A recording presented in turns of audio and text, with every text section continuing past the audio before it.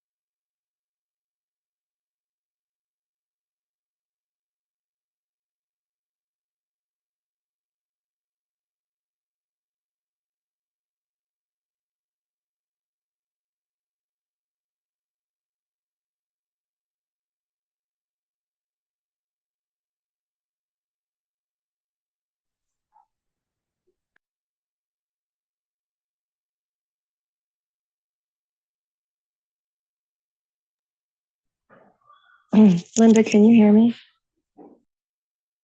Yes, we can hear you, Ms. Sanchez. Thanks. You're going to announce it's 2449 or you want to do it? So it's just going to be Gina Sanchez.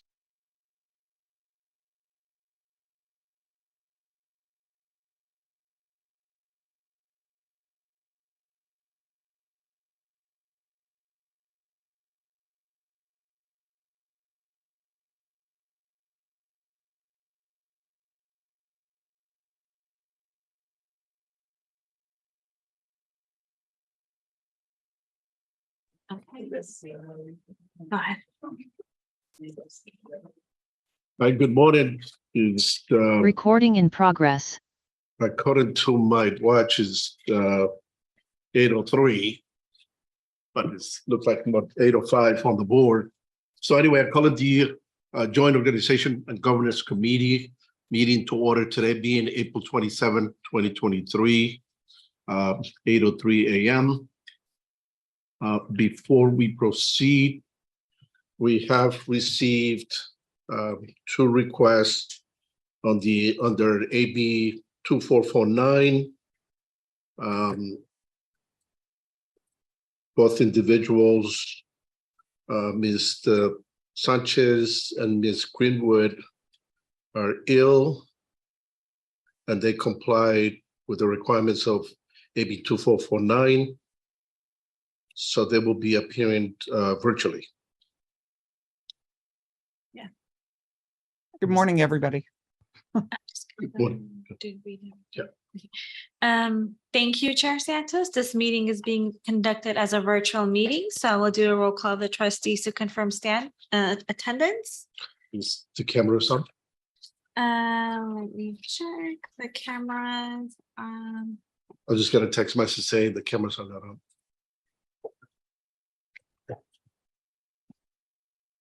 In the room.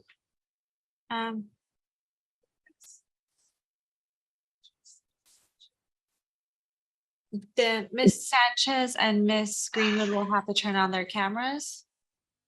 Oh, shit.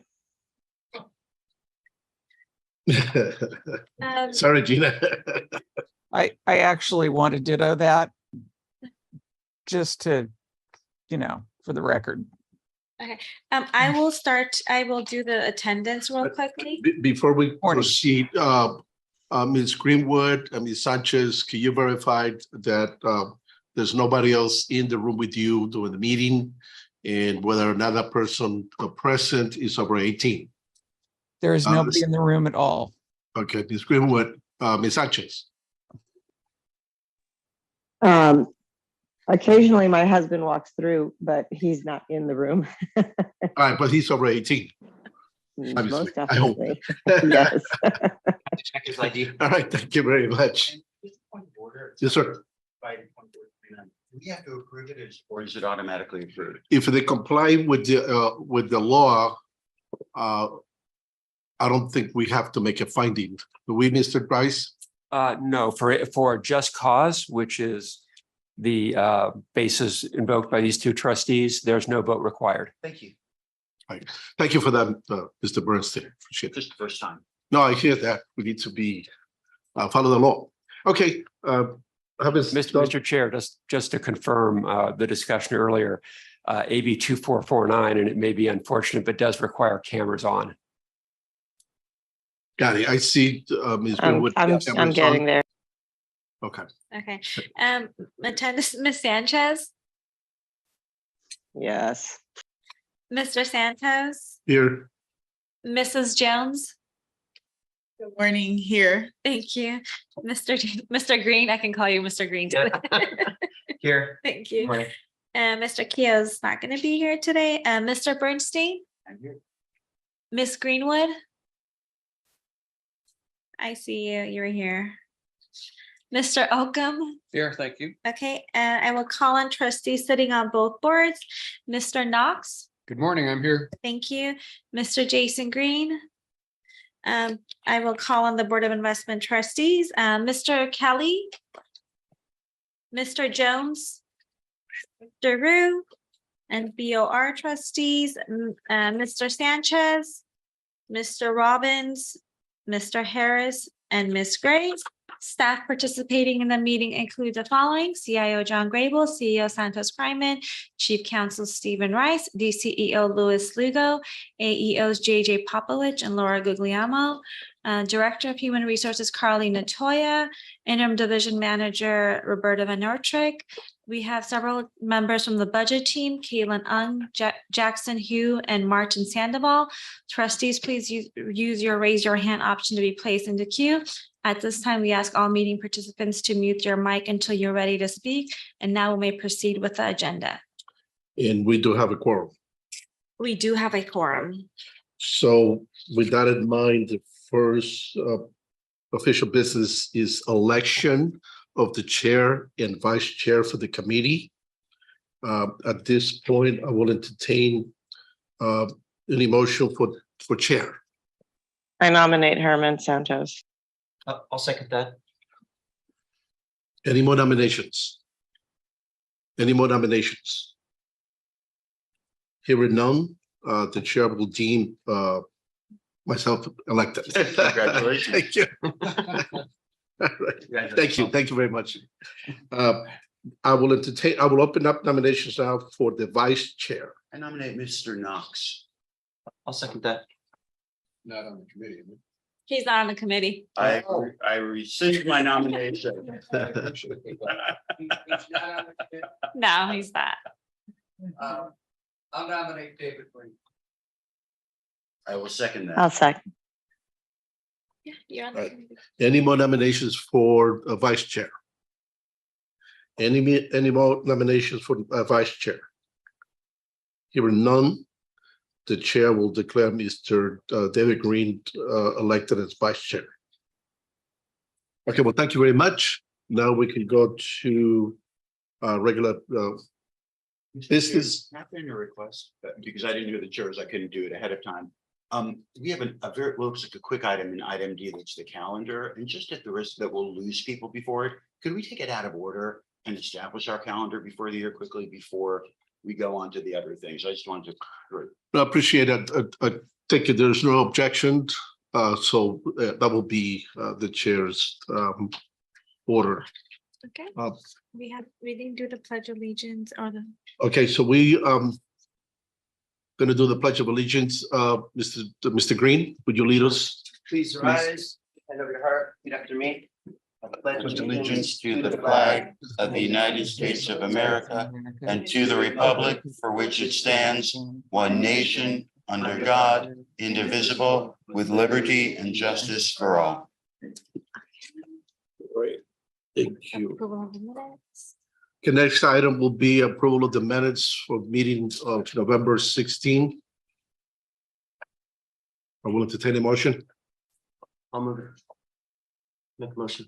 It's I'll been second. moved and it's been seconded by Ms. Greenwood. Any changes, correction? Hearing none. Okay, Roll call. Ms. Sanchez, Aye. Mr. Green, Aye. Mr. Bernstein, Aye.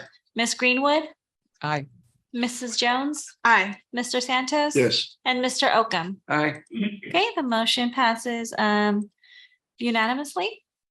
Great, thank you. Next item is public comment. We have not received. We have. Oh, we have, okay. We have received a request from Ms. Garcia. If you can please approach the podium and you will have 3 minutes to address the board.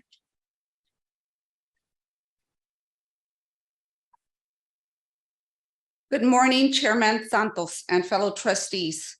My name is Angeles Garcia, and I am here on behalf of my colleagues and fellow document processing assistants to speak on agenda number 7. We do not agree with the proposed salary compensation for the DPA position and ask that your committee instruct HR to continue negotiations with SEIU.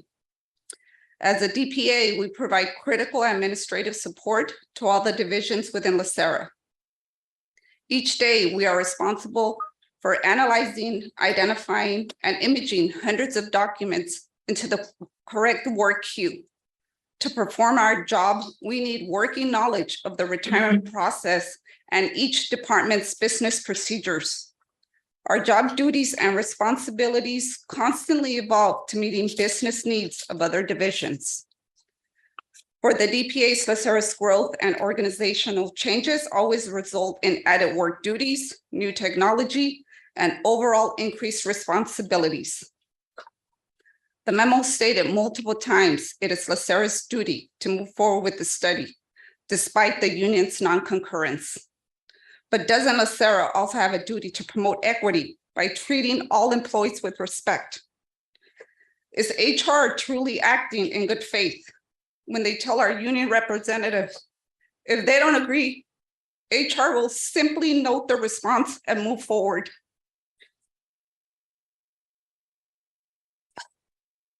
Through this entire process, we have felt excluded, silenced, and ignored.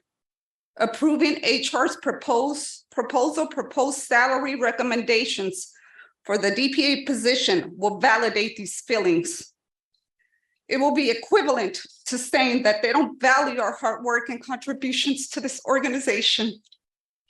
Basically, you do not believe that all employees are entitled to a fair compensation for their work. The memo states that the board has the authority to implement proposed title changes and salary compensations, salary adjustments. Therefore, we respectfully ask that you deny HR's proposed salary compensation for the DPA position and instruct HR to negotiate compensation in good faith. Thank you. Thank you, ma'am. Any other public comment? No. Great, thank you. Now we go into section 7, non-consent items. First item is 7A. We're gonna do the calendar. Oh, I'm sorry, that's right. I stand corrected. B, we're gonna do the calendar. 7D. David, yeah. Yes. 7D. Yep. Okay, Mr. Bernstein. Oh, we were given a memo that asked us to select between several dates that were available in August, November, and December. I don't know what people have. I will just start off the ball. I like Thursday. I would propose the 17th or the 24th, the 2nd or the 16th, and the 7th, depending on what work of December, depending on what works for other people. I'm sorry, Mr. Bernstein, you said August 17th? Well, sure, August 17th, November 16th, December 7th is what I would propose, but if it doesn't work for people, pull out your calendars and say. Can I have a point of clarification? It says December 2024. Is that really? That's a mistake. That's a typo. Okay, very good. Any objections with regards to Mr. Bernstein's recommendation for Thursday, August, correct me, Mr. Bernstein, if I say it wrong. Yes, sir. August 17th, November 16th, and December 7th Correct, is sir. proposal. Would you? I will make that a motion. Okay. Can I? Yes, ma'am. I'm sorry. I'm Nope. trying to get my hand up. So good. Could I request on August date? Could we move it to August 24th? I will amend my motion. Is that okay? Thank you. So it's August 24th, November 16th, and December 7th. I don't mean to be that guy. I can't do August 24th. I could do the 17th, but not the 24th. I mean, keep moving. Does it have to be August? Can we go to September? How about August 23rd, Wednesday? That works for That me. works for me too. So No, that's no, Uh-oh, we're all so busy. how about the 16th? because 16th is good. 16th is good for me too. Can I just look at my calendar really quickly, please? You talk about August 16th? Yes. Wednesday. Would you guys would like to do 8 o'clock meetings or 9 o'clock meetings? 8 o'clock works for me. Yeah. So I- just, I got a problem August 16th. Okay. I can do it any other day in Oh. August except the 15th. does the 17th doesn't work for you? Well, No, 17th works. Ms. Jones. I'll make everything work, but Oh. I've got to come back from the beach and my anniversary is the 15th. So guys, like, I gotta. be That's a there. pretty good reason. We can go back to the 17th. I'll see what changes I can make on my schedule. Are you sure? Sure. Okay, then Chair Santos, should I repeat the motion? Yes, sir. My motion would be to meet August 17th, November 16th, and December 7th at 8 a.m. Anyone would care to second that? November 16th. You said? Yes, yes. Yeah, thanks. If I could jump in, Please, Ms. Greenwood. if some of us live rather far away and 8 a.m. can be more challenging than you know. So if we could do 9 or do a quorum call, we can set the dates and then do a quorum call for the individual meetings. That would be great. I'm okay with 9. I'll amend the motion to make it 9, although I still need a second. I'll second. I'll second 9. I got this. Okay, we have a motion and a second. We do have a second. Yes, Mr. Oakham. Just give me 2 seconds here. All right, so August 17th, Thursday, November 16th, and December 7th. Correct. Okay, At At 9 9 a.m. 9 a.m. Yep. That's the motion. It's been moved on second. Roll call. Ms. Sanchez, Aye. Mr. Green, Aye. Mr. Bernstein, Aye. Ms. Greenwood, Aye. Ms. Jones, Aye. Mr. Santos, Yes, and Mr. Oakham. Aye. Okay, the motion passes unanimously. great. Thank you. Now we're gonna go back to the regular order of business. If I'm gonna figure out how to get out of here. I got it. All right, so now we go back to item 7, subsection 8, LACERA budget, Mr. Gugliano, and the executive office. Good morning.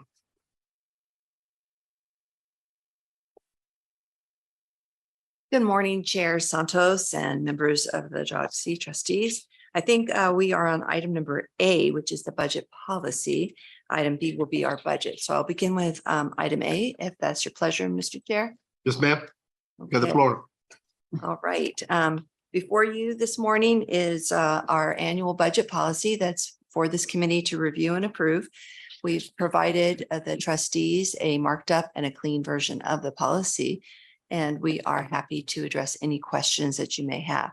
One slight additional amendment that we would like to bring for your consideration is on page 7 of the proposed policy. There is in the calendar section under April and May. April and May is the time that we typically bring the budget to this committee, the JOC. There's also an indication of a additional hearing. That hearing is really intended, historically been intended to allow trustees to participate and provide direction to staff. We think that might be a bit redundant, as this is a public meeting that all trustees are invited to attend. And we always encourage trustees to provide direction and suggestions to staff for improvement, and we're always open to accepting those. It is helpful, though, that the direction provided for any changes to the proposed budget be provided by this committee. So we would recommend that we eliminate the additional hearing and have that hearing be basically part of this JOC committee. Okay. I don't have the. The camera? Yeah. Okay, go here. Okay, there it is. Well, I'm just. Let me do it. Ms. Jones. Thank you, Chair. I just had a few questions on the policy. Several areas of the policy, we talk about the boards, and the term is used, the boards, as far as who has authority, for example, to make, to increase our appropriation limit. And so my question is there a document separate from this document that explains that whole process of the boards? Meaning, that both boards must be unanimous. There are, must be a majority vote. And what happens if one board approves it and the other doesn't? Or if it is decided not to move forward, is it something that staff could bring back at a later time? I just wondered if there was a separate area that kind of digs a little deeper into that. I'm going to do my best to address your question. I may ask Mr. Rice to step in to assist me if I don't get it right, or if he would like to add additional clarification. The charters for both the BOI and the BOR make it clear that they individually need to approve any budgetary appropriation, as well as any staffing adjustments to staffing. So what you bring forward in terms of where there's a conflict is the challenge of having two boards. That's there are pros and cons to having two boards. What you bring forward is one of the challenges that that is possible. We haven't had an issue where it hasn't been an issue, but it doesn't need to be unanimous. It just needs to be a majority of both boards need to be in agreement. And my understanding is if there is a disagreement that it would, we try to do a joint meeting so that we could call together a joint meeting, but we would go back and forth to try to get a consensus on the direction to staff. Committee chair. And the purpose of this committee, since this committee is composed of both boards, this is the opportunity for any of our colleagues to have any objections on the budget from either board to raise the issue. We will make a decision here, and then at the end, it will be a recommendation to both boards. So that was the original thinking. And just to give a little background, we debated this committee for years. I don't know if Mr. Bernstein probably remembers. It was on, and then we took it off. And so we did a lot of thinking and evaluating of the committee. And so this is the end product, which I think is a good system for us to proceed in order to business. I forgot Mr. Lugo. I see Mr. Rice up there. Let me go with Mr. Lugo. Just a couple of comments, and I'm sure Mr. Rice will reiterate. So Trustee Jones, the JOXI charter does specifically outline the budget policy and process, as well as the strategic plan process. So it has specific language around exactly what Committee Chair Santos has mentioned in terms of the joint board through this committee approving and recommending to then both the BOR and the BOI. So that's kind of the process. Mr. Rice? And I'm sorry, what document was that? That's the Joint Operational Governance Committee document. It's on our website. It's the charter. The charter. Very Yes. good. Okay, thank you.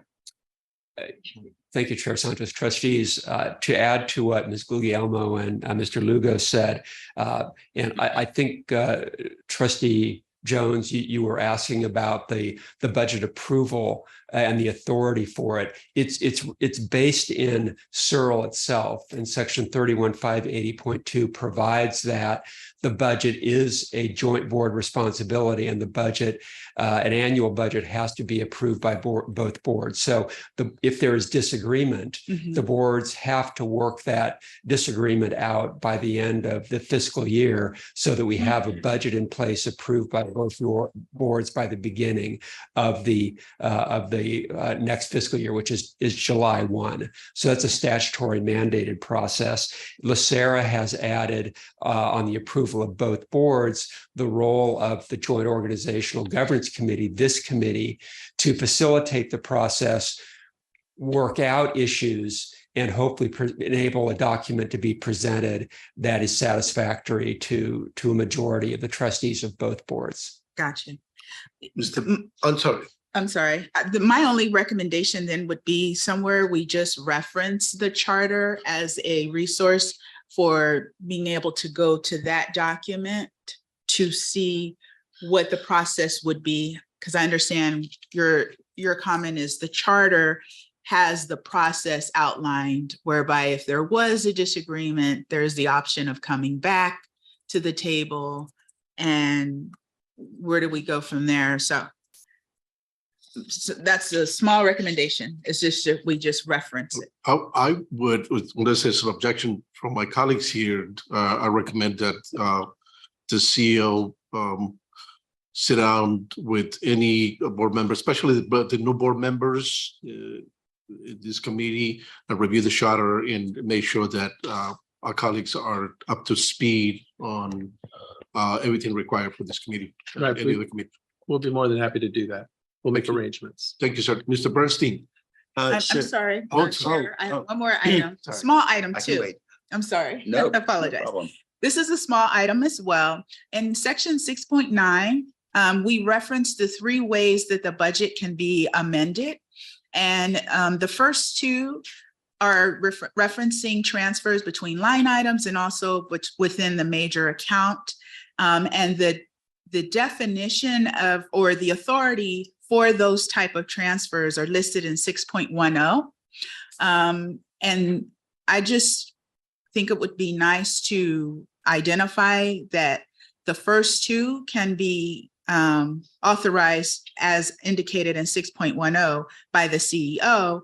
And then the last item, increasing total appropriations, however, that's referenced in 6.6, which requires the approval of both boards. So maybe just putting a reference of the first 2 referencing 6.10, and then the last one, however, referencing 6.6, as who has the authority to make those transfers, just so it's clear that there's different approvals for those 3 items. And that's all I have. Thank you. If there's no objections with regards to Ms. Jones' recommendation, it will be the direction to the staff to implement Ms. Jones's recommendation. Well, Yeah. All right, Mr. Bernstein. A minor point, and I do remember the history of the creation of the CHOTC. It was a long time ago. I think I had a full head of hair back then. The chairs of the Board of Retirement discussed this with our CEO. While at your recommendation, we have asked to incorporate into the strategic plan part of the vision of the Board of Investments. Respectfully, it's not a joint approval of the strategic plan. It is a Board of Retirement authority. And to sort of piggyback on Ms. Jones's excellent questions, there are shared authorities and singular authorities. So my recommendation would be that we simply refer to it as and the strategic plan rather than and the board's jointly approved strategic plan. Can I make a comment? Yes, Ms. Sanchez. My understanding was that the strategic plan was a joint board authority. I need some clarification on that, because there are elements of the strategic plan that are very specific to the Board of Investment.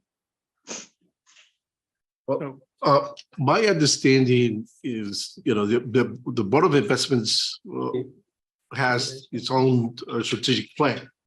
And my recommendation was that that strategic plan should be part of the overall LACERA strategic plan. And since we already have the strategic plan for the Board of Investments, that should be incorporated in there. And that was, I believe that was a motion that was approved. To incorporate the work product. Mr. Rice wants to address the question. Mr. Rice. Yes, thank you, Chair Santos and Trustee Bernstein and other trustees. It might be helpful to walk through the relevant governing documents provisions that relates to the strategic plan. So the Board of Retirement Charter provides that the Board of Retirement oversees the strategic planning process. However, the Board of Retirement Charter also states that the BOR coordinate with the BOI to ensure that the BOI's goals and objectives are included in an overall strategic plan.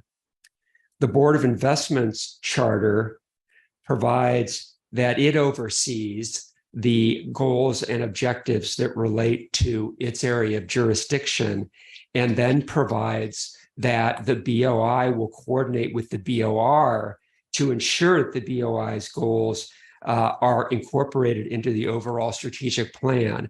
So what the two charters describe is a process that's really initiated by the BOR, which is what has happened here. But ultimately, the boards have to work together to come up with an overall strategic plan that is satisfactory to both. The BOI powers reserved, which is another governing document of the BOI, clarifies that the Board of Investments oversees the strategic planning process with respect to items that relate to its areas of jurisdiction, which in the case of this strategic plan is goal 5 for those of you that relates to fiscal durability and covers areas of concern to the Board of Investments. A JOG-C charter is also relevant to this discussion, and the JOG-C charter provides that the scope of the JOG-C's responsibilities includes strategic planning. So that indicates the strategic planning is a joint board responsibility. Otherwise, it wouldn't be subject to the involvement of this committee. The JOG-C charter goes on to say that the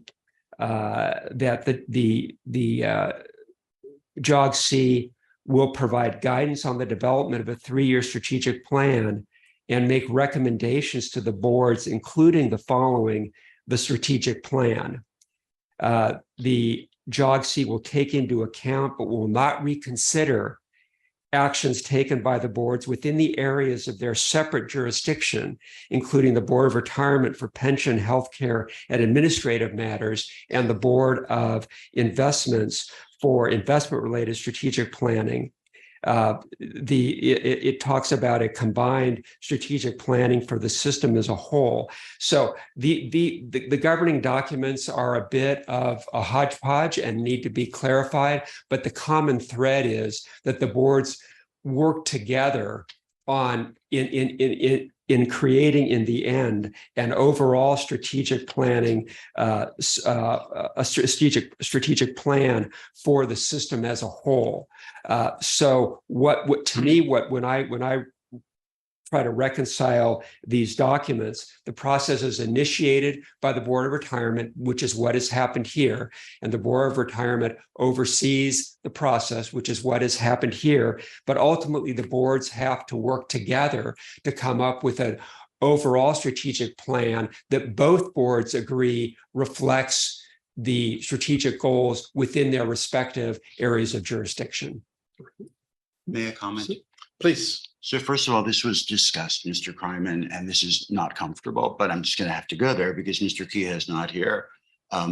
Everyone at LACERA is involved in the creation of the strategic plan. Everyone is incorporated, staff. It is a broad plan.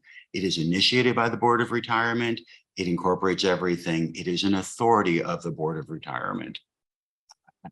In Mr. Rice's explanation, I did not hear the moment where we then decide that it has to be approved. The Board of Retirement has the ability to convene this, incorporate everyone's information, and make a decision. I am missing the moment where it's required that the Board of Investment approve it. It may be a silly thing because I don't know why the Board of Investments wouldn't approve it, but in the same way as we don't approve the values of the investment strategy, I'm missing the link where being involved in the conversation gives you a vote in the approval. Yeah. Chair Santos? Mr. Rice? Yes, the link is in the, and that moment, I believe, is in the JOG-C charter in section 7, where it provides that the JOG-C will make recommendation to the boards on a variety of subject matters, including the strategic plan. That's a stretch, Mr. Rice. Mr. Kryman? So when in the development of the strategic plan, we made it a point to make sure that we had a joint meeting on offsite so that we discussed everything in terms of what should be incorporated. We worked really hard to make sure that there was a link between the investment strategies that Mr. Grable and the Board of Investments have approved, their work plan, and we incorporated it into the document.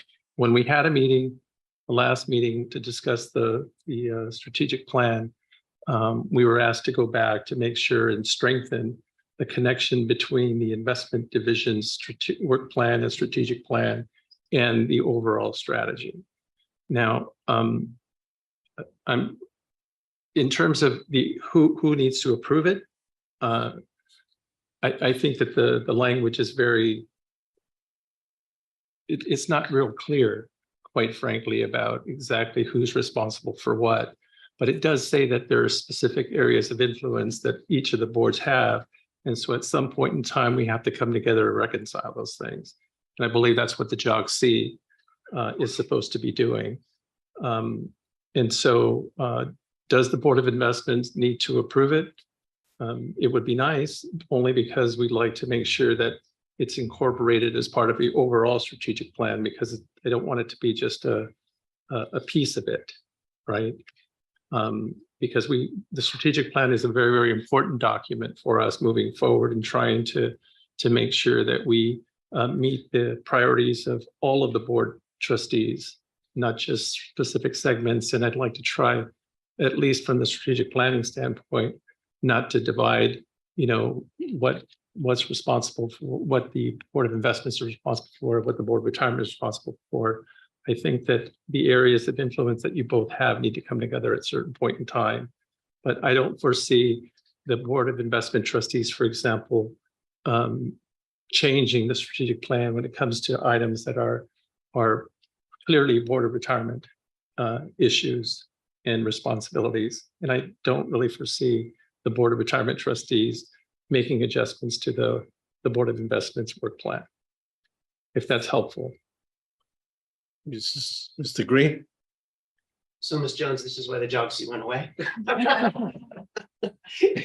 Exactly the conversation, this weird kind of territorialism that goes on.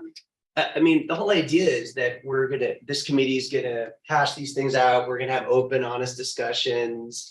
We're gonna work through difficult issues and come to a consensus, right? So this whole idea is that one board would have this total oversight over another board. I think we have enough logical, sane people on this, on both the boards to come to a conclusion. Mr. Santos just said it, is the fact that we're going to work through these difficult issues, but it's this kind of weird disconnect that goes on between the two boards. The JOGC was created so we don't have this, but it's just reminding me of the bad old days, this conversation. So I really, believe in the strength and the unity and the consistency of both boards. A lot of the folks on Board of Investments are also on the Board of Retirement. There's so much overlap. So we're going to work this out. This weird kind of defensive territorialism isn't helpful. Our members want us to be adults. Thank you, Mr. Chair.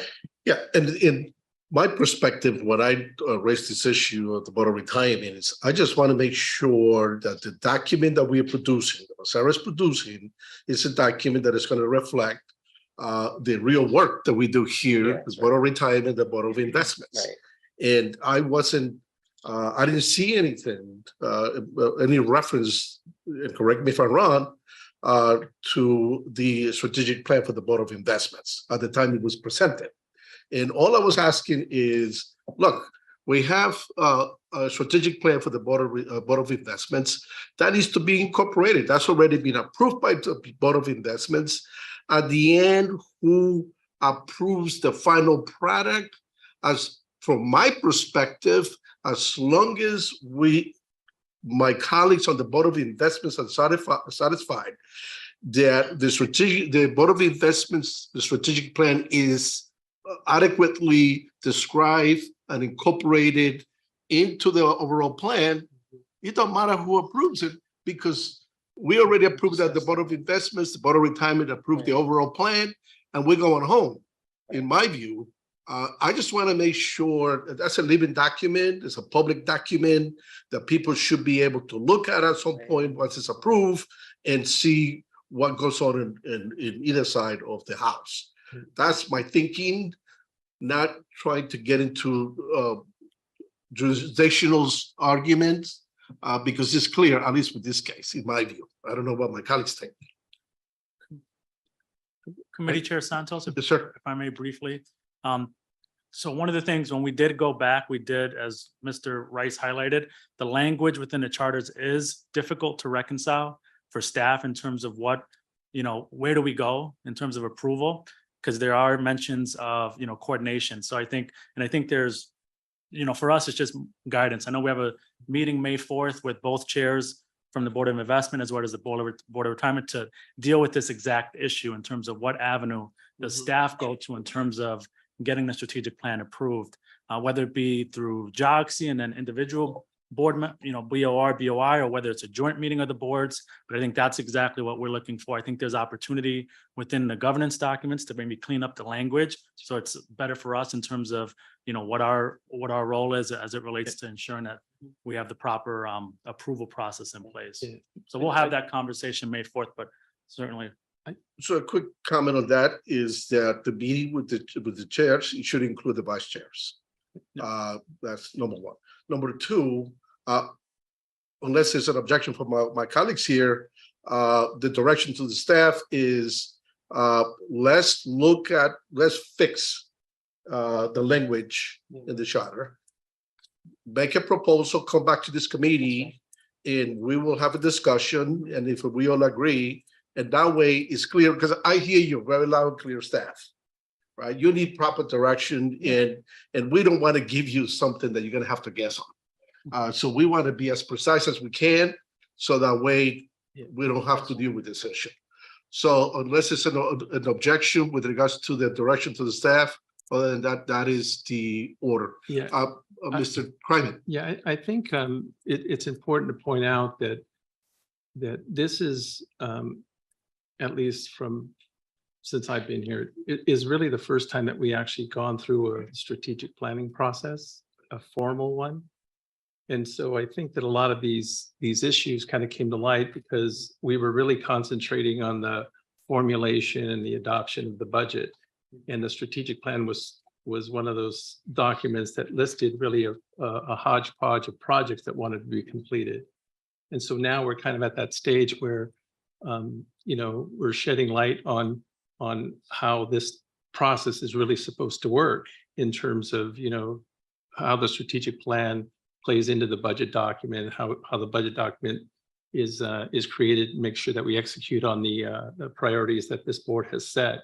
And so we're going to work through these things, and we're looking forward to the meeting with the board chairs as well as the vice chairs will also be invited to that particular meeting so that we can talk about this. And then we'll modify the documents and bring them back to you all so that we have some precise language about the approval of the strategic plan as well as the budget document.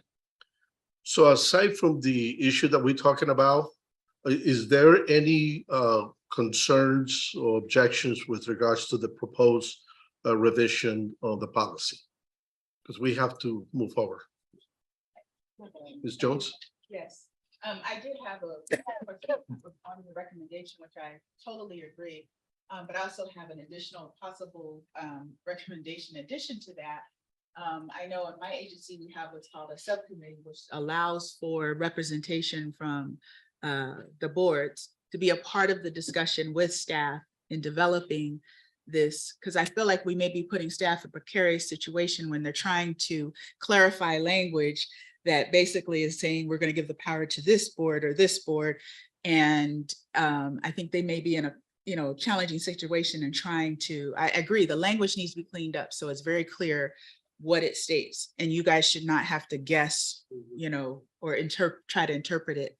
But is it fair that they have to make the decision on how the wording should read when there is obviously an involvement from both boards? And is it possible to have what's called like an ad hoc subcommittee that can sit down with staff to work through that? Yeah, I don't think we need any more committees to work through this. I think the direction was given to the staff to clean things up, okay, and the wording. I think you bring it back to this committee, the committee approves it or disapproves it or wants some more changes, and then we move on, or we could be here all day. I think our goal is to get a strategic plan that works for a long period of time. Okay. And I think we got to get away from any kind of, we got a lot of people on both boards. I was on the investment board, we've got to, I think the investment board has to approve their strategic plan. We bring it back here collectively, we agree, and then we send it to the board of retirement, however you determine to do. So we get a plan that we move forward. And you guys have to get the darn thing done. And if we need changes, this board will make some recommendations. Yeah, so for the record, the Board of Investments already approved and adopted the strategic plan for the Board of Investments. So that is done. So the question is, how are we going to incorporate it? And that's the question for the staff. Yeah, we have spoken with Mr. Grable and his team, and so we've strengthened the language and the connection of the investments strategic priorities or their work plan with the overall strategic plan. And so they were very instrumental in making the adjustments in terms of the language and making the connections that were needed to be done. So we plan on bringing that back to you all. I'm not sure exactly what the timing is going to be.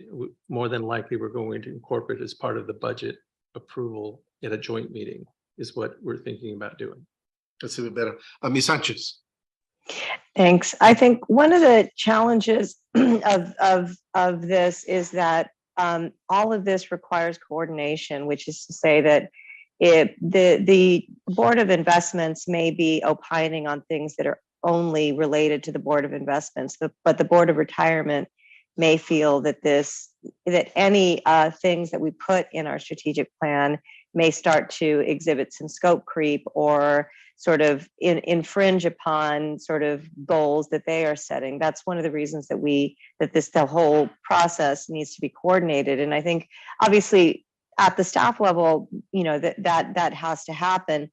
At the board level, I think that the challenge is that when we have these things that have to sort of jointly be agreed upon, that we agree that whatever the Board of Retirement has put forward does not infringe upon the goals of the Board of Investment and vice versa, that can go in both directions.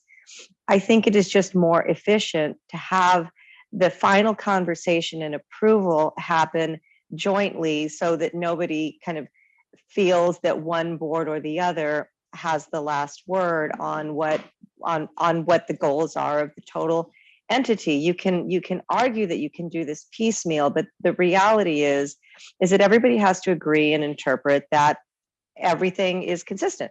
And I think that's the challenge. And so that is one of the reasons why I think that JOGC making that kind of decision and sending it back to the boards for approval is at least one way of doing that efficiently. Another way would be to bring the boards together. Either way, I don't have a perspective on, and we can discuss this further, but I do think that issues that require coordination really need to be discussed jointly, not independently, because that conversation can be very different in a joint setting than in an independent setting. And I think we have to recognize that.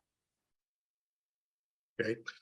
Ms. Sanchez, will you opine on the suggestion to create an ad hoc committee to work with the staff on the budget? I mean, I don't know that we need an ad hoc committee. I don't know that we need to go that far, but I just simply need, I just think that what is happening right now is that everybody's having conversations independently. We just simply have to have one final approval where everybody is in the room. And if you have, a concern, you can raise it at that time, but that the approval happens jointly. I think that sort of settles the playing field to sort of finalize, let's call it, all the work that everybody is trying to do, I think in good faith.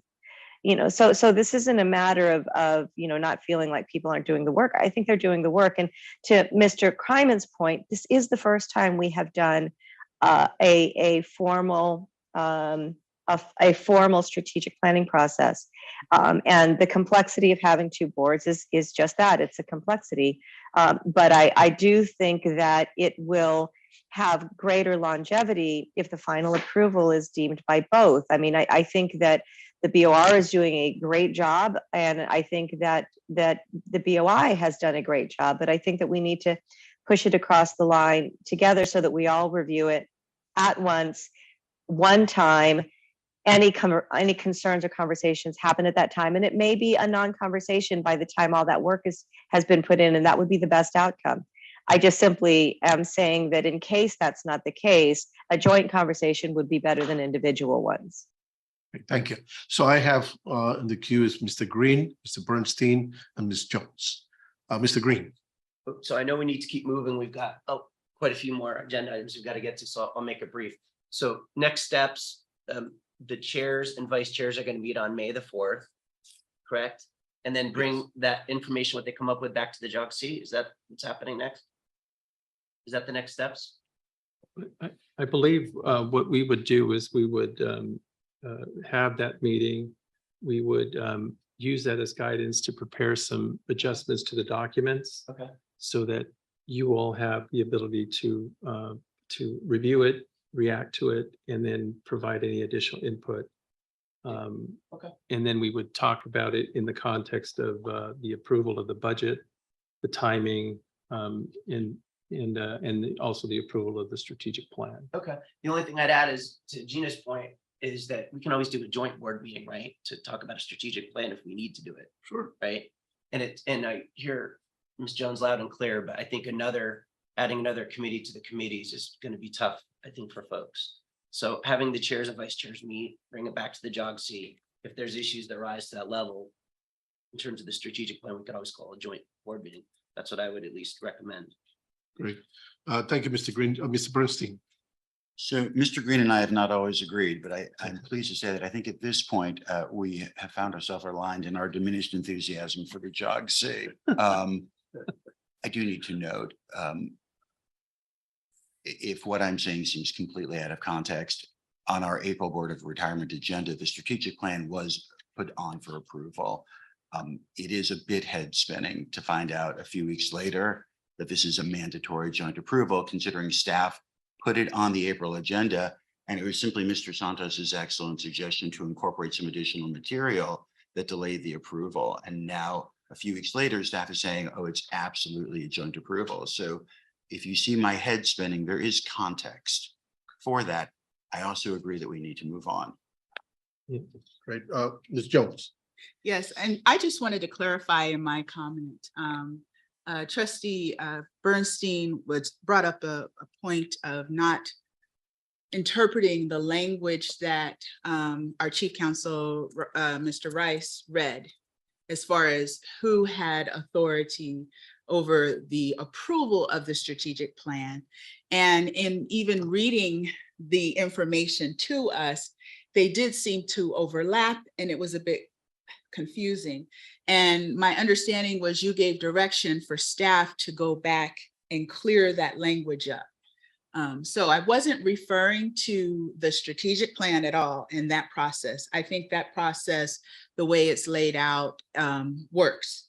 I was simply referring to the confusion of the language.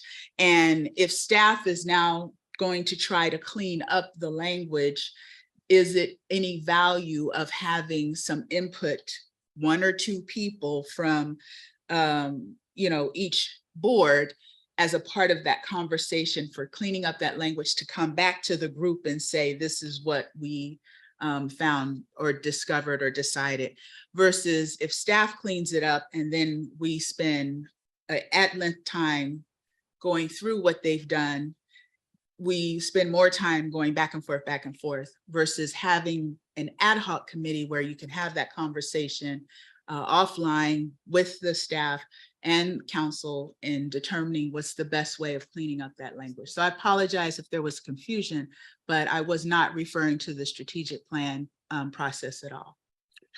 So I understand is that there is a meeting on May 4th of the chairs and vice chairs.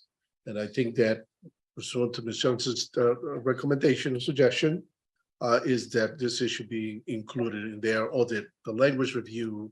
So that way, hopefully we all agree on whatever the language is going to look like, and that will be the recommendation of the chairs and vice chairs to its respective board. Any objection on that? Okay, so that's the direction. Now I will entertain a motion to approve the changes suggested by staff. So moved. It's been moved. Sorry, just 1 second. I'll second. And it's been moved and second. That's will be Ms. Sanchez moving the motion, and the second was Ms. Greenwood. Okay. Roll call, please. Ms. Sanchez, Aye. Mr. Green, Aye. Mr. Bernstein. Aye. Ms. Greenwood. Ms. Greenwood. I see you saying She's on yes. mute. She shook her head.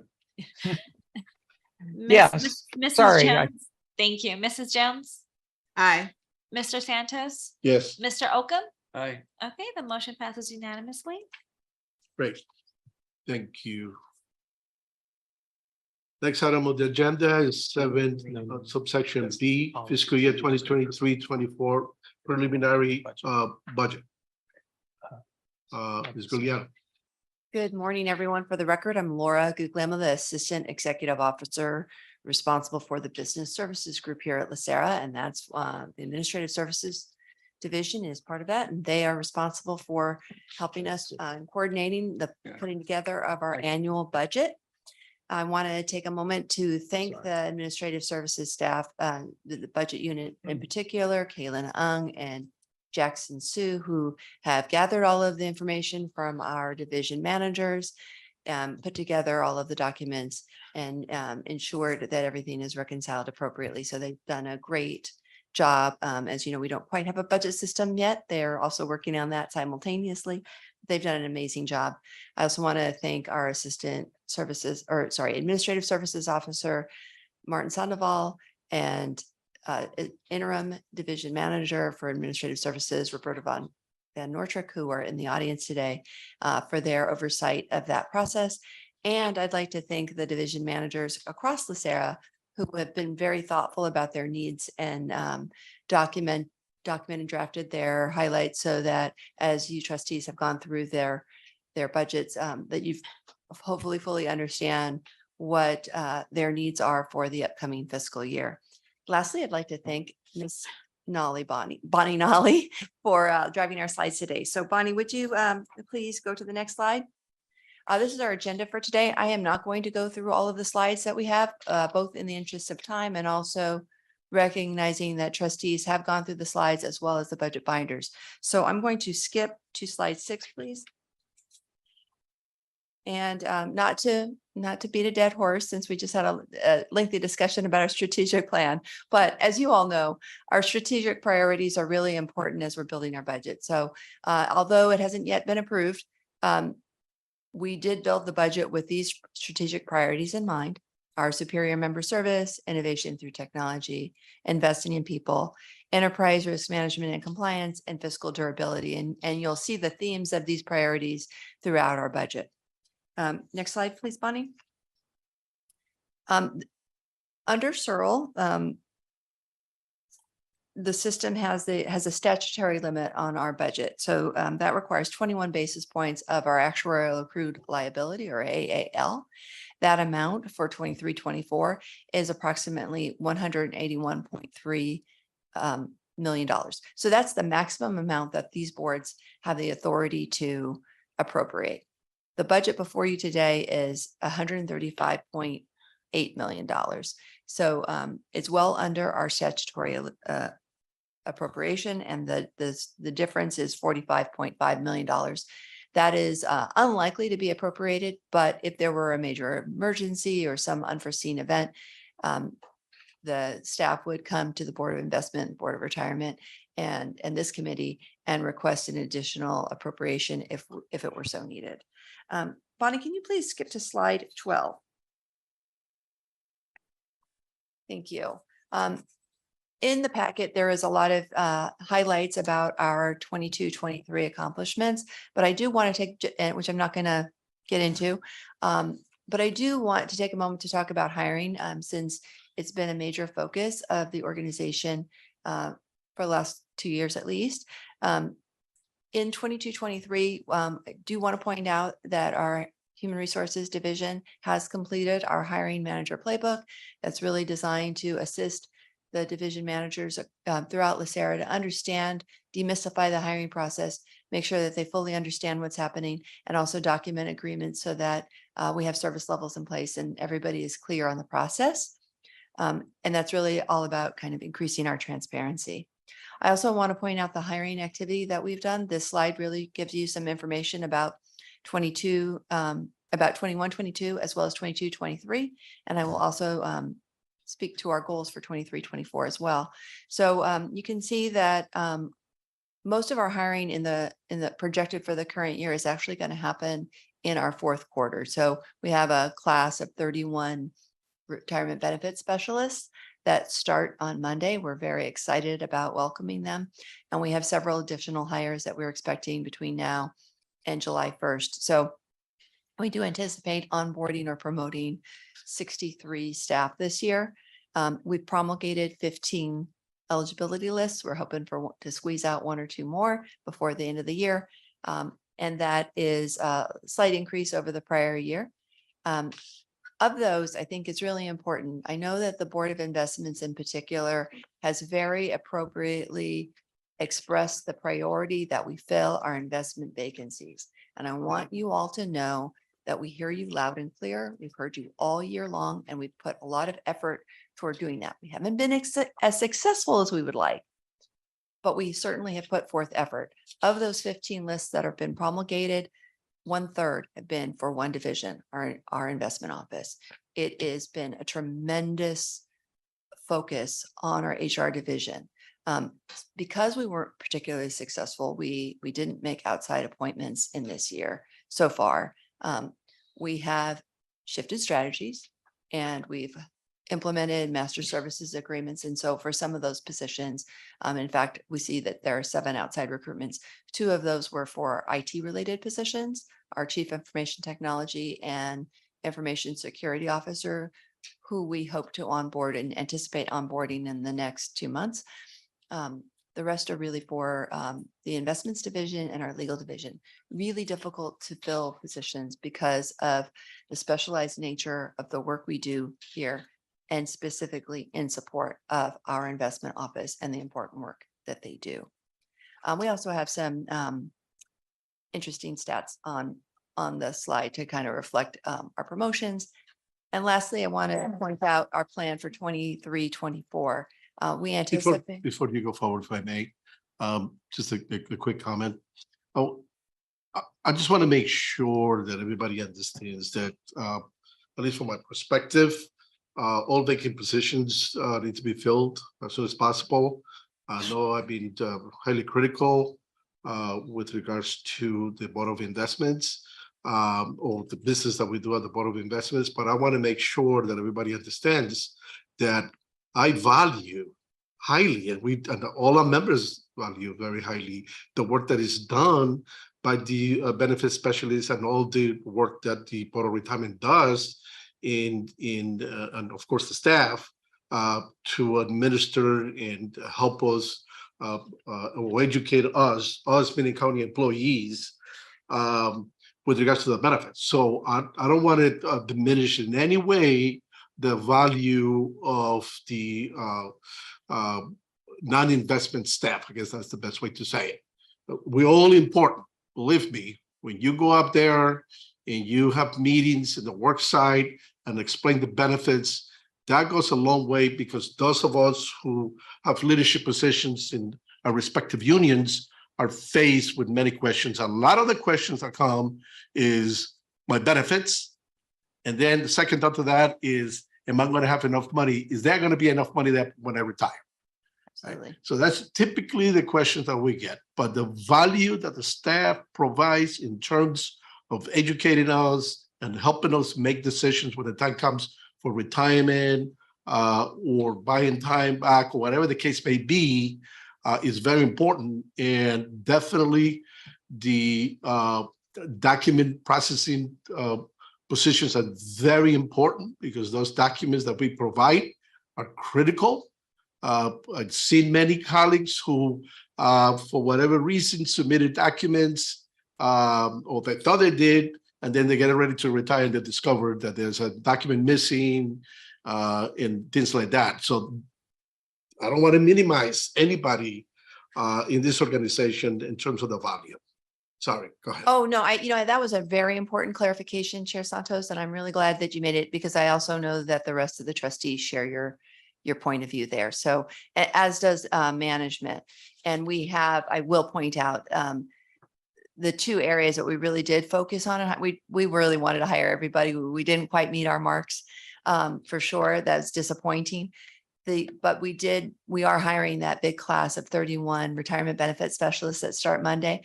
That 6 of those positions address our retiree healthcare division. This is the first time that they're going to be fully staffed. The first time. We're so excited about that. And we're doing that. Mr. Oakham, did you have a? I just have a question. Your 22% new hires for the third quarter were internal promotions. So are you replacing that 22% with new hires? Let me clarify so I only reported actual hires through the third quarter. So Q1, 2, and 3 of those, we had 22% of the new hires were internal promotions. So most of them were external promotions through that. We'll be monitoring the fourth quarter to see how many are new hires versus internal promotions. But we do track the internal promotions. We definitely want to make sure that we're providing career ladders for folks to promote internally within LACERA. And that will be a big focus also in 23, 24 as we look at our DEI initiative, the LEAD initiative, and ways that we can remove barriers so that we can allow, we provide the proper training opportunities for folks to be successful here at LACERA. Any of these hires controlled by the county? Do we have to go to them? No. Okay, good, thank you. Great. No. Please proceed. So the 40 new RBS positions, 6 of those are for the retirement healthcare section. So we're very excited about that. There will be just for you trustees who get the calls, there's a training program. So it'll be a while before they're totally up to speed or fully trained, but certainly, it's the closest we've come to full staffing. So we're really excited about that. And then the remaining 25 are for our member services and benefit services. So our goal and you trustees have been very supportive in allowing us to overfill a bit so that we can, we're not always behind as the natural attrition that will occur due to retirements and other kinds of terminations. So we are really excited. There is a tremendous emphasis on making sure that we're serving our members timely, consistently, accurately, and providing that superior member service. So it is a tremendous effort and energy behind that. For 23, 24, we're continuing that. We have a hiring plan. We're following it. Our goal with that hiring plan, with the resources that we have, which are somewhat restricted, just in HR trying to get the trained people in place. We're projecting 15 new lists that will address 40 additional vacancies that we have right now, as well as we will continue to hire off of the other lists that remain valid for a while. So we are really being going as quickly as we can, and we're making headwind. Obviously it's never as fast as we would like. We know we need all of our positions filled, and our staff have been really amazing about picking up. It is stressful for them. You heard from Ms. Garcia earlier. Folks are doing more because we aren't able to fill these positions. We want to remedy that. We want to get the resources in place as quickly as we can. And I think we're all aligned in that goal. Does that include salary compensation study? That particular item is a different agenda item, so I'm going to defer that conversation if you don't mind, Chair. That's fine. Okay. Ron, can you please skip to slide 14, please? All right, and this gets into the actual nuts and bolts. How much money are we requesting and where are we requesting it? This is a comparison from our current year 22-23 to our preliminary budget for 23-24. We are requesting in our budget $135.8 million, an increase of 6.2% from 22-23, and we'll get into the details of that at the next slide and in the future slide. So next slide, please, Bonnie. Thank you. This slide in gold really just trying to try to make sense of a chart to help you. The gold line really talks about what that's our proposed budget, the $135.8 million. But this slide gives us the 22-23 adopted budget and projected actual. And then that next column to the left of the gold is the projected surplus or deficit. So you can see that we're projecting a $9 million surplus from the current year. Most of that, $8.8 million, is related to salaries. Why? We haven't been as successful in filling our positions. As you recall, last year, as we were providing the budget, you all warned us our hiring plan was more ambitious, and how realistic was that going to be? We knew that. We acknowledged that, and you were, of course, right that we didn't quite hit the mark. That being said, we didn't want the budget to be a constraint in our ability to fill as many positions as possible. So we did appreciate your support there. And then the column to the right of the gold column is the variance, the difference between the 22-23 adopted budget and our 23-24 requested budget. So we are proposing an increase of about $8 million. That is mostly due to salaries. We have both, we'll talk about the reasons behind that in the next slides. Next slide, please, Bonnie. This has that same information, but it breaks it down by division. There's some interesting information in this slide. You may notice some things that look a little bit unusual, and so I want to highlight those. Some of the areas where we see the biggest variances between the current year budget and or the proposed budget and the current year budget, the 22-23 to the 23-24, are in the areas where we have some of the biggest vacancies. So, and it's because of our hiring plan.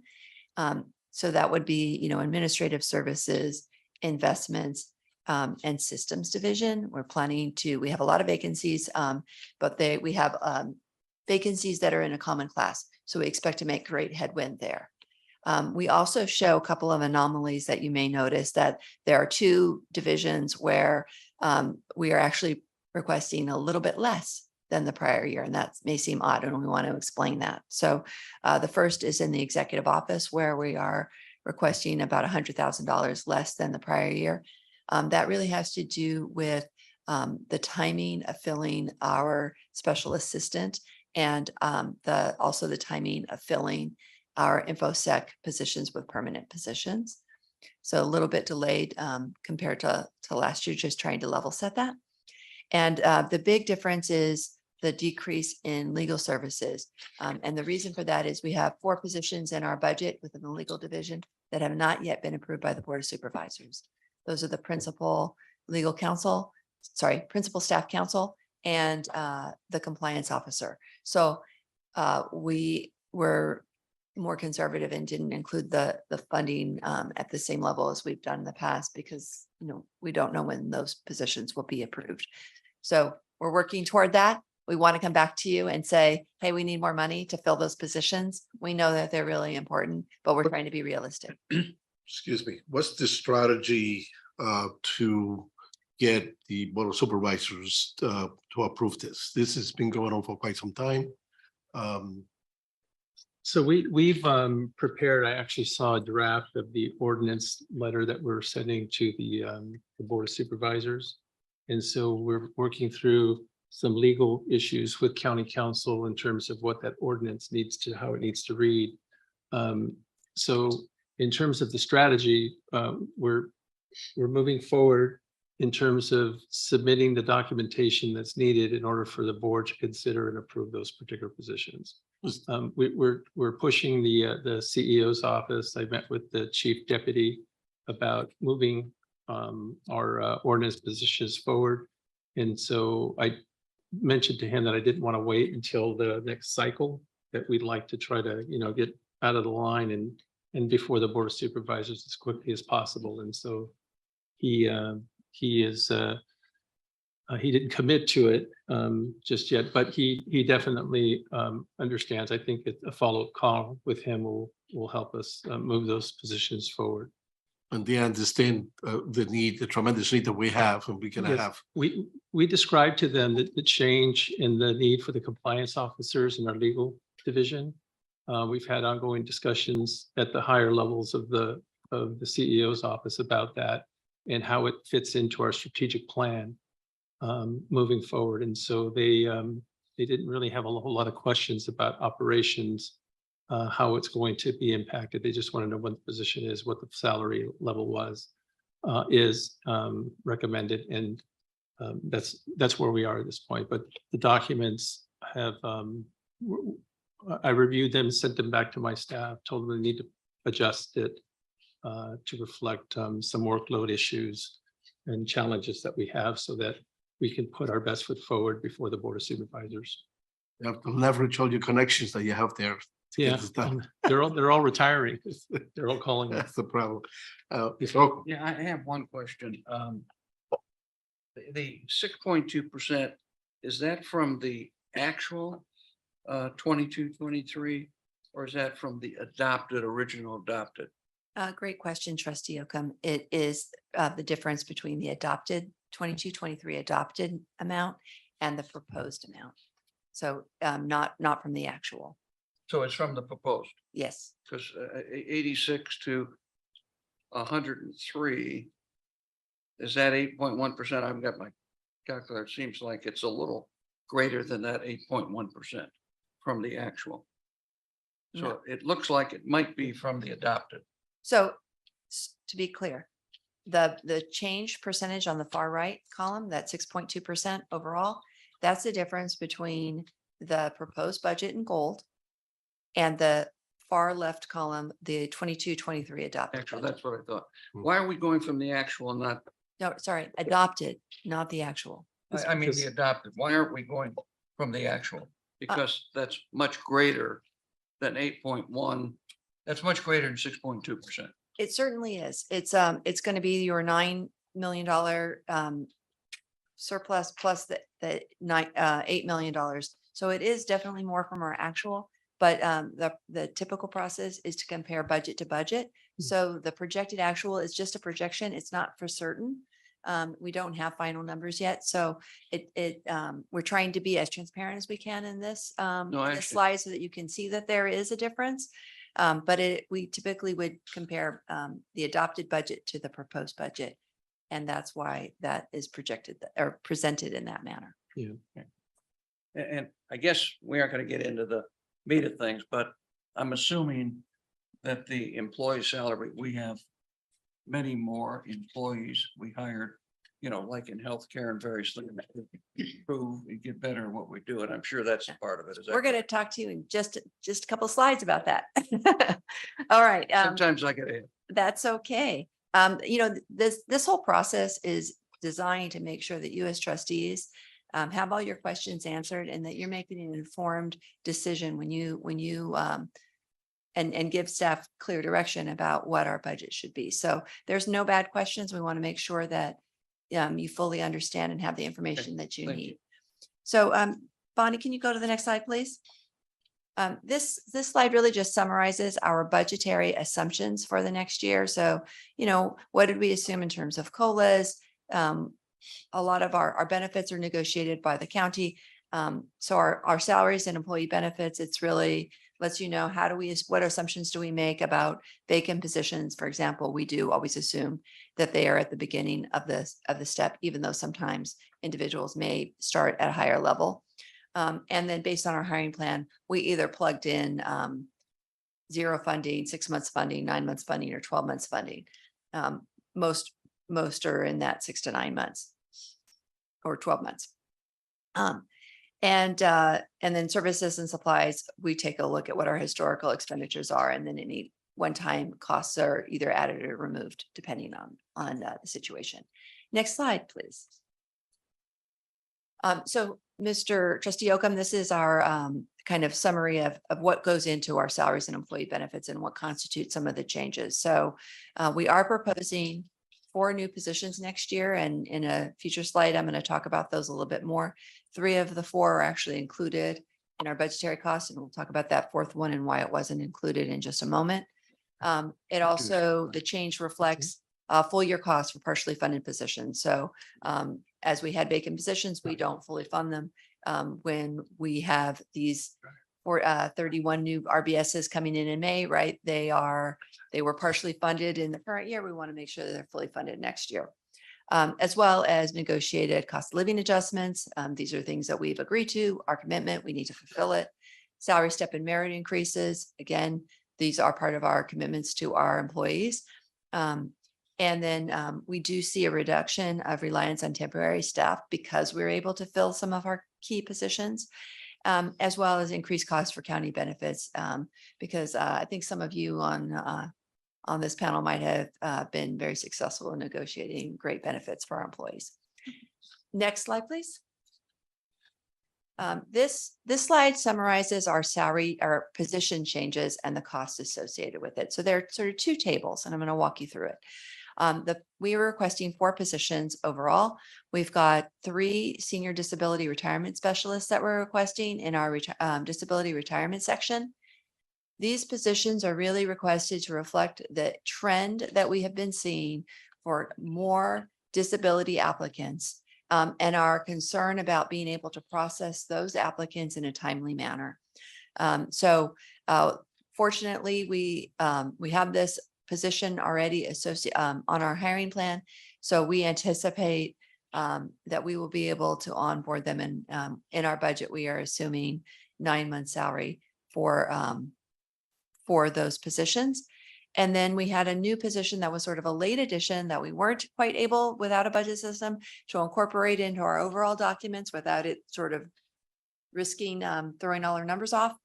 And that's a senior investment officer for the investments office. Mr.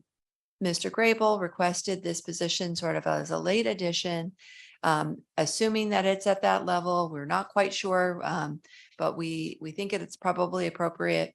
And it's really to handle our operational due diligence. As you all know, that operational due diligence and compliance is really critical to our investment operations.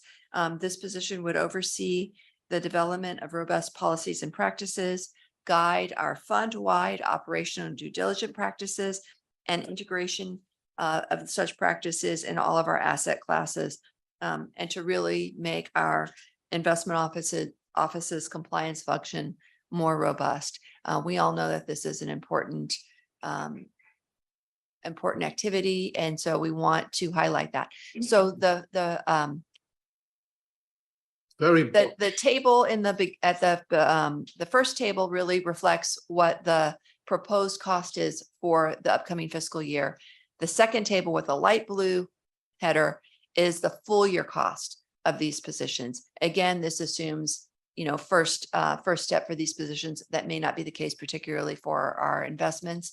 But we want to give you just a full flavor of the costs associated with these positions. This is obviously within your discretion to approve or disapprove, but we respectfully ask for your approval. We think it's absolutely critical for how we serve our members and how we protect our fund assets. Totally agree. Very important. Anything else? Okay, next slide. I'm not really going to talk about this too much, but our changes to our services and supplies, really, this just kind of highlights where things have been a little bit different. So our insurance premiums continue to go up, particularly for cyber liability. That's the biggest reason for that increase. But across the board, insurance costs are high. Our equipment maintenance, we're upgrading our Teams rooms. That's a big increase this year. IT supplies and due diligence, transportation and travel. We are, getting out of our COVID travel and training, just like the board is, and trying to make sure our staff have the training that they need moving forward. And fortunately, we get to see some decreases as well. So the light gray boxes reflect the decreases in our proposed budget. So we're anticipating that our outside legal fees will decrease by just under $1 million because we've concluded some litigation, and that our auto expenses would decrease because we kind of made a change in how we're going to deal with executive level transportation allowances that should result in a more efficient and more efficiency and lower cost to the organization. So that is proposed here. So I would propose, I'm going to pause for a moment. We will have opportunities to ask questions, but I'm going to propose that we skip to our retiree healthcare benefits budget, which is slide 22, please. So as you know, we keep our retiree healthcare fund trusts and the OPEB trusts separate from our administrative costs. So that's a separate budget. And we'll take a moment to discuss this. So our operating budget proposed for 23-24 for the retiree healthcare program is just under $12.7 million. Compared to the current year adopted budget, it's a 12.1% increase. It is a little bit more than the operating budget or the administrative budget for LACERA as a whole. We're going to skip to slide 24 and we'll talk about the reasons behind that. So the retiree healthcare program, we talked about having a lot of vacancies, right? So those positions are going to be fully filled May 1st. So we're going to need full year funding for those positions. That's a pretty significant increase on our salary side. Those employees, all of our employees in the retiree healthcare program are also subject to our same cost of living increases, salary step and merit increases, and our county benefit costs. On the services and supplies side of the retiree healthcare program, we have two line items that are increasing. One is our LACERA administrative overhead costs. So as you know, we have to keep these separate. LACERA, the administrative staff support retiree healthcare in all sorts of ways. Although the HR, administrative systems, exec, finance and accounting, legal, et cetera, we track that very carefully. That increase is primarily due to just the inflationary impacts of salaries and employee benefits for our LACERA staff supporting RHC. And lastly, RHC has, we have to do a triennial audit and valuation. And that is sort of every 3 years, we incur additional expenses for that purpose. And that's reflected in our RHC budget. Next slide, please. Then now we get into our OPEB. It's a separate trust, as you're aware. You can see we're requesting an operating budget of $732,000, almost $733,000. It's about a $60,000 increase from our 22-23 adopted budget. It is, and it's not a significant increase. It really has to do with the actual costs associated with administering the trust on behalf of the employers that support that. And I think we can go ahead and skip to slide 27. Quick question. Yes, all your questions. And the county continues to make contributions to the OPEB trust on a regular basis? Yes, they do. Okay, good. Our county partners have been really, frankly, terrific about paying, and they do understand the importance. It's to their benefit to keep our plan well-funded. It helps them when they try to borrow money. So there's a really actually very good partnership with our county partners on support of these programs. So we've been working really hard to forge that relationship, keep it strong, and make sure that we have good communication and transparent communication between our parties. Yeah, I'd also like to give credit to the LACERA trustees because they doubled the contribution last year, and we're anticipating that we're going to fund additional contributions this year as well as a result of our surplus that we're going to have. And that's a policy that this board approved last year in terms of helping LACERA buy down on their OPEB obligations. That's news to me. I mean, that's great news to me. We at one point before pre-funding, it was like over 30 billion unfunded liability. by beginning to pre-fund, it dropped to 20 billion unfunded liability. So this is scary. From my perspective, since I'm getting ready to retire, I want to make sure that we have enough money for my healthcare.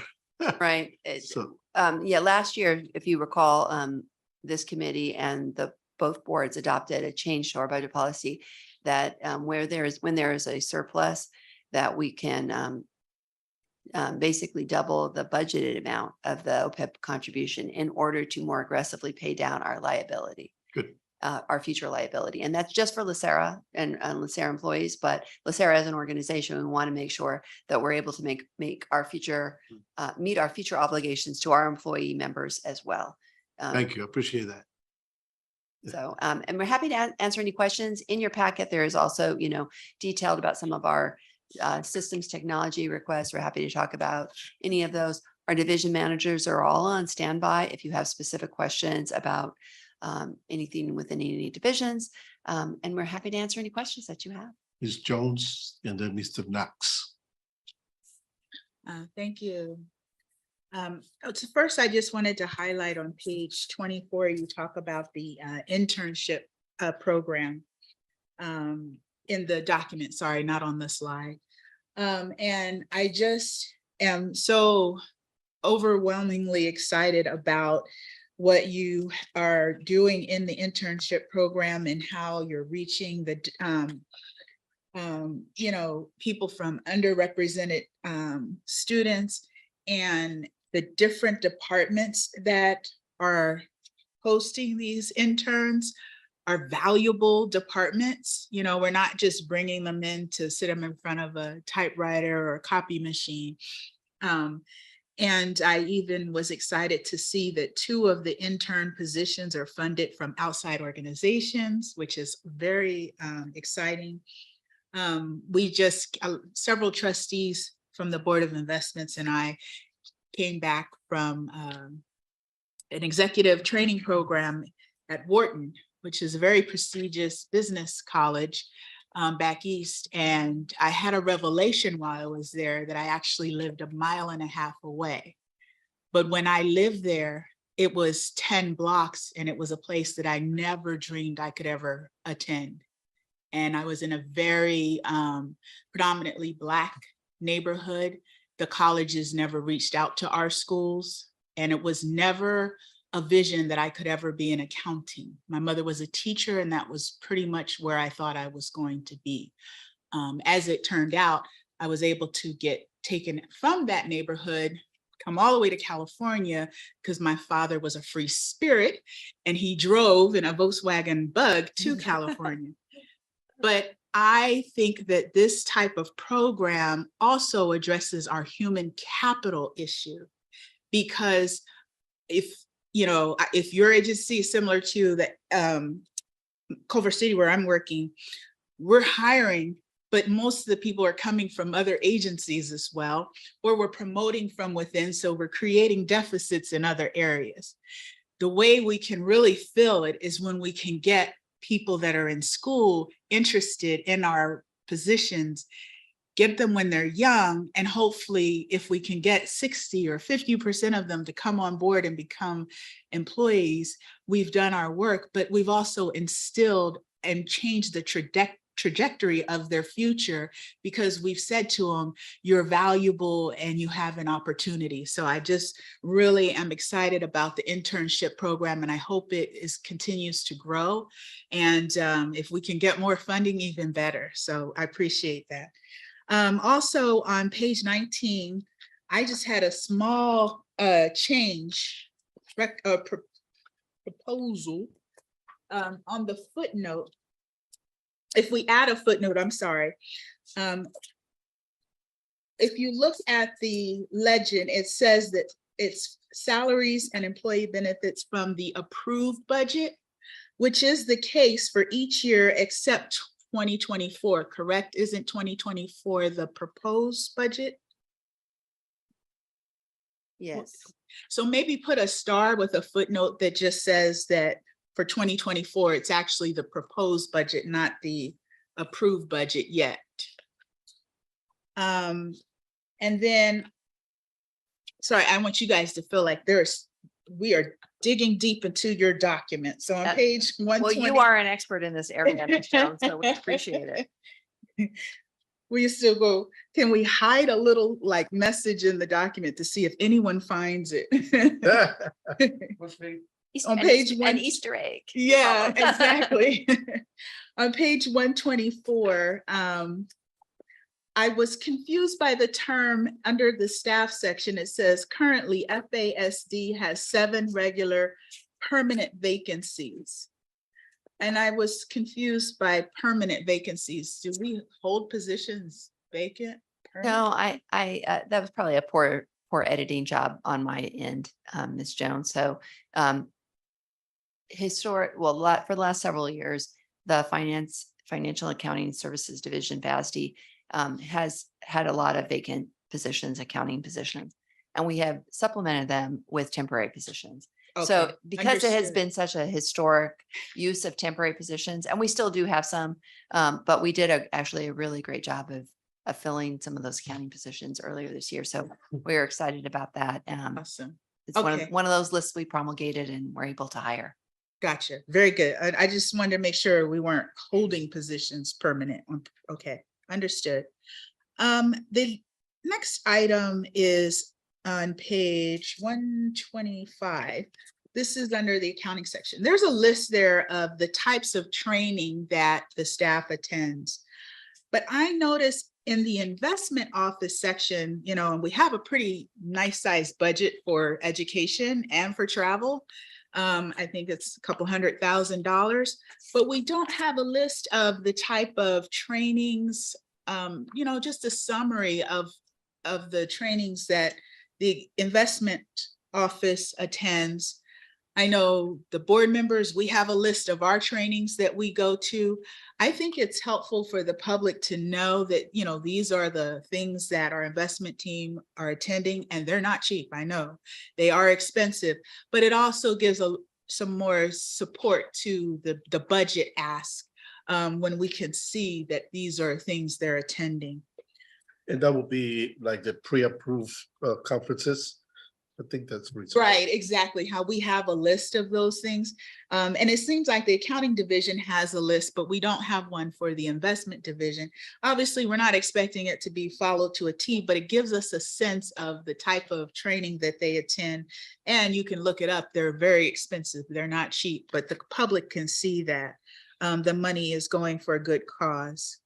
And then my final comment, and by the way, I should just start with excellent document, very well put together, and I had fun going through it.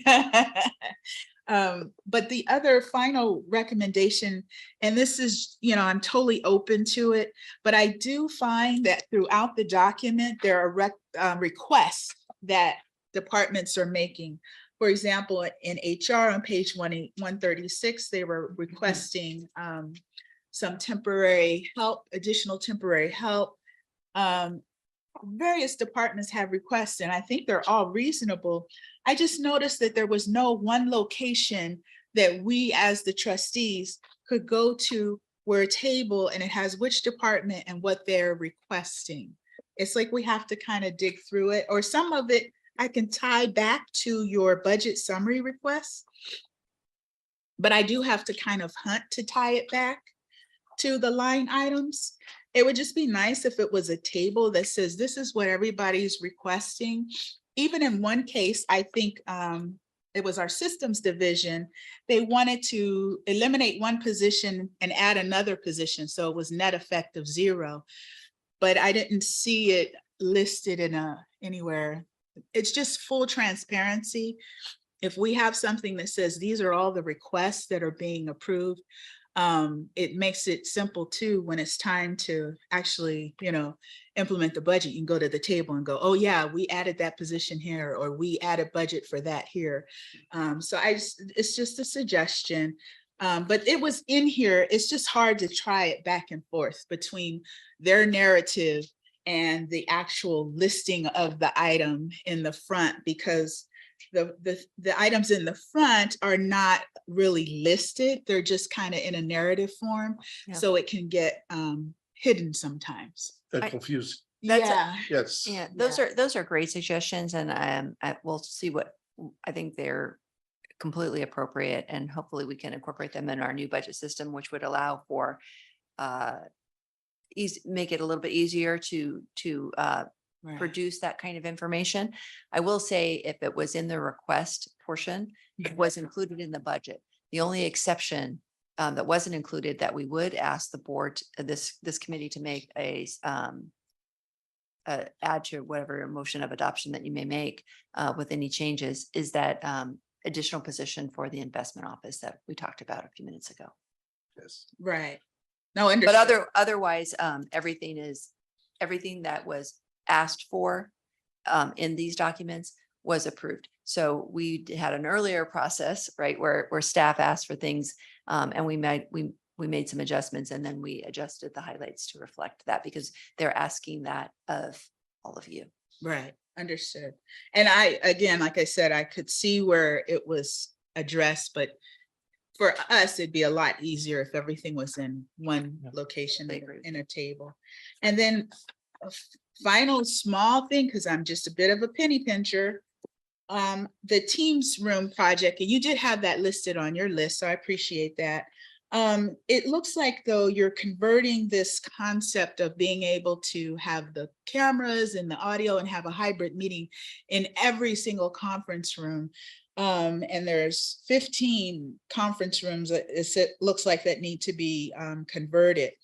And I guess I'm just, to do all 15, I mean, can we all say, well, we'll meet in this conference room because they have the equipment, and some are just plain old conference rooms? I don't know, just a question of that. I don't have a problem with approving it, but this is, when it comes to costs, I don't know if we need it in every single conference room. If we can't have a system where you reserve the conference room and, you have a shared one. So there might be some savings there. Other than that, again, it was an excellent document put together, very informative. I think, members of our community and the public, or our retirees, or anybody wants to look at it, it's very detailed. The information's there. So thank you. Great. Thank you for that. Mr. Knox. Thank you for the presentation and the information. I had a question on slide 17. I just want to make sure I'm understanding this. Under salaries and employee benefits, are you saying that you budget based on projecting whether a position is going to be filled for some portion of the year? We do. It's a difference. It's different than the county. So the county said, but my understanding of the way the county does it, and frankly, the way I've done it in other organizations, is that you'd say that there's authority for X number of positions and you fund them, and then you have a salary savings factor. We typically have a vacancy rate of 5%. So we're going to take 5% off the top. That is a completely appropriate and reasonable way of doing things. At LACERA, our history has been, because maybe because we were so small and we don't have a budget system, it's been more precise. So it's based on individuals' actual salaries. And so if they are filled positions, it's their actual position, and some employees aren't going to be eligible for a salary step increase, for example. But we know those who are and who aren't. So we make assumptions that, if everybody who's eligible gets that, this is how that would work. And then the vacant positions, it's based on our hiring plan. So if I'm sorry, but I gleaned some of that from the slide. I just wanted to confirm. And LACERA is always budgeted that way? Yes. Yes. And then if you hire somebody, it's budgeted based on step one. But if you hire somebody, just for example, the investment office that comes in and is above step one, then we would absorb it as part of our salary savings, because we have vacant positions in other areas. Right. So we would move the funding to or we would come back in a mid-year budget adjustment and ask for additional funds. Obviously it's atypical to what I'm used to. Exactly. Not that that's a bad thing. I'm just trying to understand, is that worth all the effort trying to project who's exactly on what and when you might fill something? I mean, that's why you do estimated actuals throughout the year to true up things like that. It's just a comment. Mr. Chair. It just doesn't seem worth all the fine trying to slice every position like that when we have a lot of other priorities and things like that. So that was my only comment. Thank you. So your suggestion would be to fund them at the highest step? Or That's what just the county maybe says, I take the believe. county's approach where you make different assumptions about the hiring, where you make certain assumptions about what level you're funding and then a salary savings factor. And I think that we can certainly look at that. It's not even a suggestion, frankly. It's just, I find it atypical to what I'm used to. Again, it's not a bad thing. My only comment is I don't know why that would be worth all that effort. Well, I think that it's not that difficult because we don't have So small. 100,000 positions. Right. My We have department's 400. the same size as LACERA and I wouldn't do it. Because you're part of a bigger, but I think that because we have a limit in terms of what we're supposed to be spending, I think it's important for us to be a little more precise at LACERA than the county that has a little bit, a larger margin for error, quite frankly. And I think when I first became the CEO, there was some discussions about making sure that we don't overinflate our appropriation dollars. And I think if we begin to do what the county does, because I believe the county budgets at the 5th step, and then they instruct the department heads that you're going to have a salary savings of X dollars, and you make the decision as department head of which positions you're going to turn on and turn off. And so that's the only issue that I would have in terms of budgeting the way the county's budgeting. I would prefer it be more precise because we do have that cap. And we already add things into the budget as part of that cap that technically don't have to be there, right? So IT issues and some legal issues, we budget because we want it to be more transparent. We're going to have some discussions from the management side of whether or not we should continue budgeting that way, or we should just go ahead and do what Cyril requires us to do. But that's the only reason that I think the way we're doing it now makes more sense for LACERA than it would for a larger organization. I recall discussions in the past regarding exactly this topic, and the board wanted more accurate, concise budgeting. You remember that? Yeah. So if I may, yes, so please. Historically, there's been this push to get the actual closer to the budget rather than having at the end of the year this gap where we didn't spend. And so one of the ways in which we did that historically, and we've carried it through, is to make sure that we look at, well, when is it realistic we're going to fund these positions? Because most of our costs really wind up coming in the salary and employee benefit costs, right? And so we have it's just become second nature for us to look at it and say, okay, we're here. This is what, HR has got on their plate. This is what we've got on our plate. We know even if we started day one, we're not going to be able to fund this or fill this position until 3, 4, 5 months in, because you've got to go through the whole civil service process and hire people, so we're not going to budget there. And so, we've done that. We played with different ways of doing that in the past. At one point we had a salary savings lever that we would move up and down based on that. But we found out the best way to do it is just, this is from a historical perspective, just, budget for it. This is where we're going to hire these people. And it's relatively accurate. If anything, we still wind up obviously not being able to fill all the positions sometimes. But it helps to get that actual closer to the budget. I call that the Steve Valenzuela budget. You remember Steve Valenzuela? Yeah. He was like Miss Jones. I mean, he was thorough. So someone to change. Mr. Bernstein. Thank you. And I'm going to speak to JJ's comments. I would note my hand was up before you started. I'm sorry. JJ. No. I because you stole my thunder. But I just wanted to ask, what is our current statutory limitation on our budget? For the 23-24, for 22-23. So in other words, you're budgeting about 125, I believe, but what under Cyril would our cap? I know our cap is higher. I just am wondering what our cap is. So For the 23-24 budget, it's this 181.3 million. Thank I you. don't recall off the top of my head what the 22-23 was because Okay. it's at that point in time. So But it we- was we've got also a great budget. quite a big Yeah. buffer. JJ, I just want to say how pleasant this experience has been and to commend you and the team on the great work. There is context, and that has in the past been a challenge with our budgeting system is for me, who's not a budgeting expert, a confusion about the context. And you provided really well supported numbers, but also really good context for everything. And I just wanted to go on record saying I really appreciate that. Right. Thank you. Haven't heard that. I will entertain a motion for approval or whatever. I would recommend to the boards that they approve the budget. May I ask, may I interrupt, Mr. Chair?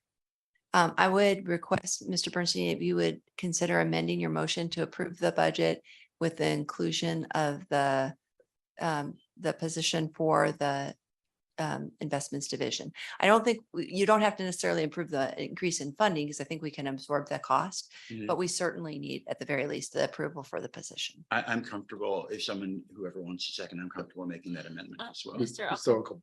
Okay, so we did have a motion, duly second. Roll call. Mr. Green? Aye. Mr. Bernstein? Aye. Ms. Greenwood? Aye. Mrs. Jones? Aye. Mr. Santos? Yes. Mr. Oaken? Aye. Okay, the motion passes unanimously. Great, thank you very much. We're gonna be taking a break. But I do want to echo Mr. Bernstein comments regarding the staff, in particular, it's Gugliano. Tremendous work, made it very clear. A lot easier to read this time, and I'm sure with some of the suggested changes, it was going to be even better next year. But thank you very much. I really appreciate it. And I also want to express my appreciation as a county employee, Ms. Jones, the work that you put in for us here is invaluable. So thank you very much. I really appreciate your contributions here on behalf of all county employees and retirees. Thank you. So with that, 10-minute break? 8-minute break. Yeah. 8-minute break. And for the record, The boss has spoken. it's the team that puts all of this together and makes it, makes us all look good. So, but I'm glad it was clear for you. Thank you. Recording what time? stopped.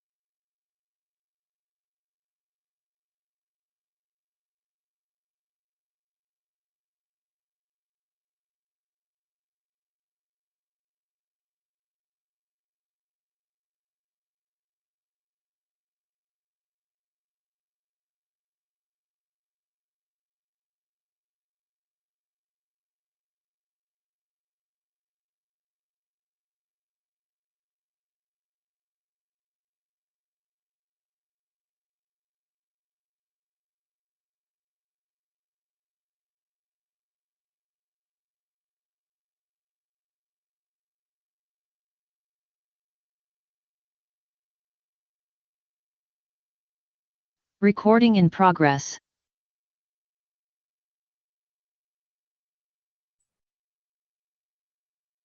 All right, it's 10:07. I'm calling to order the committee, or back to order. The next item is 7C, document processing assistant. That will be Dr.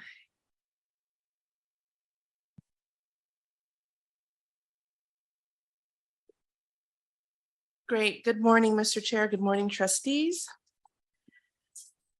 I am here to discuss the document processing and the staff assistant classification and compensation study. I understand that you have the materials and have read it, but I'd just like to take a few minutes to walk through the memo and highlight some of the issues, if that would be okay.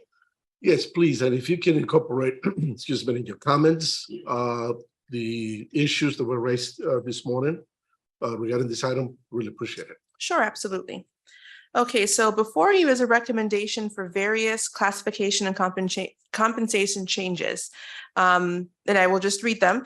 Title, description, and salary change for document processing coordinator. Title and description revision for document processing assistant. Title change, description revision, and salary change for disability retirement support specialist 1.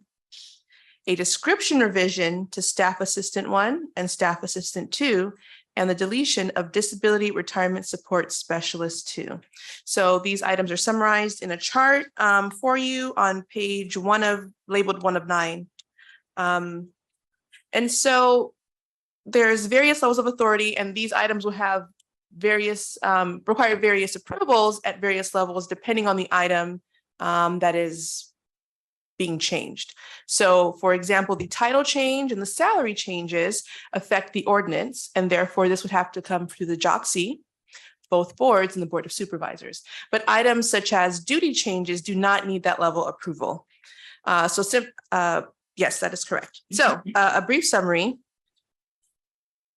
So the impetus for this study was that in June 2019, HR engaged Koff and Associates to conduct a classification and compensation study for various classifications. The method they used was that they compared salary levels and duties. Basically, you identify duties to identify matches to benchmark your salary. To various peer groups that included California-based public pension funds, the County of Los Angeles, and various private sectors. And so the analysis did include staff interviews, a position description questionnaire, PDQ, and then benchmarking duties with other classifications. Okay, so the existing document processing coordinator position is requested to be revised to go from a lead to a full supervisory classification, and that they will have full supervisory responsibilities over document processing assistants. So that is one change, and that change comes with a proposed 15% salary differential. It's a common benchmark to have a 15% salary differential between supervisors and people who they supervise. The document processing assistant had various revisions to the body of the class description to better clarify and expand the duties that are performed. And one change is the physical class. So it will be going from light to moderate, but the incumbents will be grandfathered into the light classification. People who are hired new will have to meet the requirements for a moderate physical class. Okay, let's see. We're proposing a few title changes. So for example, document processing assistant, LACERA, we are proposing to change to document processing specialist, LACERA, and document processing coordinator, LACERA, to document processing supervisor. There are revisions to the body of various other classifications such as disability retirement support specialist 1, we would like to change to disability retirement support specialist. Since we are proposing the deletion of disability retirement support specialist 2, there is no, we don't feel that there's a reason to have a 1 when there is no 2. So just to drop the 1.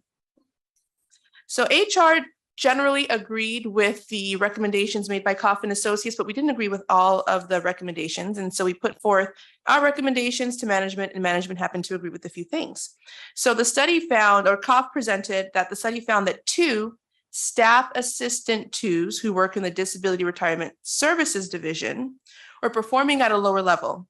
So instead of lowering the, or changing the classification to senior typist clerk, we propose instead to maintain the positions at the level of, let's see, instead of following the recommendation to reclassify to a lower position, we intend to budget at the level of disability retirement support specialist to allow for growth in the position, and then to be able to upskill the staff that are currently there. Second, and if you're tracking with me on page 9 of 4, there is 1 staff assistant 2 position in disability retirement support specialist that was found to be performing at the level of disability retirement support specialist. However, that position was vacated and it has been filled with a new incumbent, and that incumbent is actually performing at the level of staff assistant 2. So we recommend no changes to that position. Okay, so a summary of that is in a summary of the classification descriptions, red line, and with the changes accepted are presented in attachment B. So there's various class descriptions there. So all these changes were there to consult with SCIU or no? Oh, yes. Okay. So we have done and the word is this, the term is escaping me. We have met with, thank you, meet and confer. So we have met with SEIU. We provided the documents to them starting in November 2022. And we've had various meetings. And so they have provided different levels of concurrence. So let's see. So we can go through, if I may, Mr. Rice, is this meet and consult or meet and confer requirement here? I'm actually not sure. Okay. I'd have to get back to you on that. Meet and confer is mandatory subject of bargaining items, and meet and consult are obviously not mandatory. So this appears to be mandatory subject of bargaining, but I will defer to our able counsel who will go back to us and tell us what the requirement says. Because there was some allegations made here this morning in the public comment about negotiation. So I just want to make sure that we use the right legal terminology regarding those issues. Right. So we are mandated to meet on subjects related to terms and conditions. So because we did propose a salary change, which was an 1 increase and 1 decrease, right? So it's mandatory. Yeah. So those items were mandatory. So SEIU did agree to the 5.84% increase for document processing supervisor. And they did agree to the 3.25% decrease of disability retirement support specialists. So those are terms and agreements. But since there are no proposed salary changes to document processing specialist, staff assistant 2, and staff assistant 1, no conference is needed on that. So we did consult with them on all of the issues. They did provide concurrence on the 2 that had salary changes. In the items that you Madam consulted with the union, was there any suggestions, changes submitted at the time? And were they approved or rejected? And if they were rejected, why? They were. So for 1 classification, which was document processing assistant, which is the current title, SEIU did make a proposal for a 10% salary increase. However, since our current MOU does not provide for a provision to reopen for a successor agreement until next year, No salary. We did not engage with them on salary. We're not open for negotiations. So since we're not proposing, we don't have to confer. There's no salary change there. Gotcha. So that's actually good. That covers 2 pages of my notes. Sorry, we are impatient. No, that's okay. So let's see.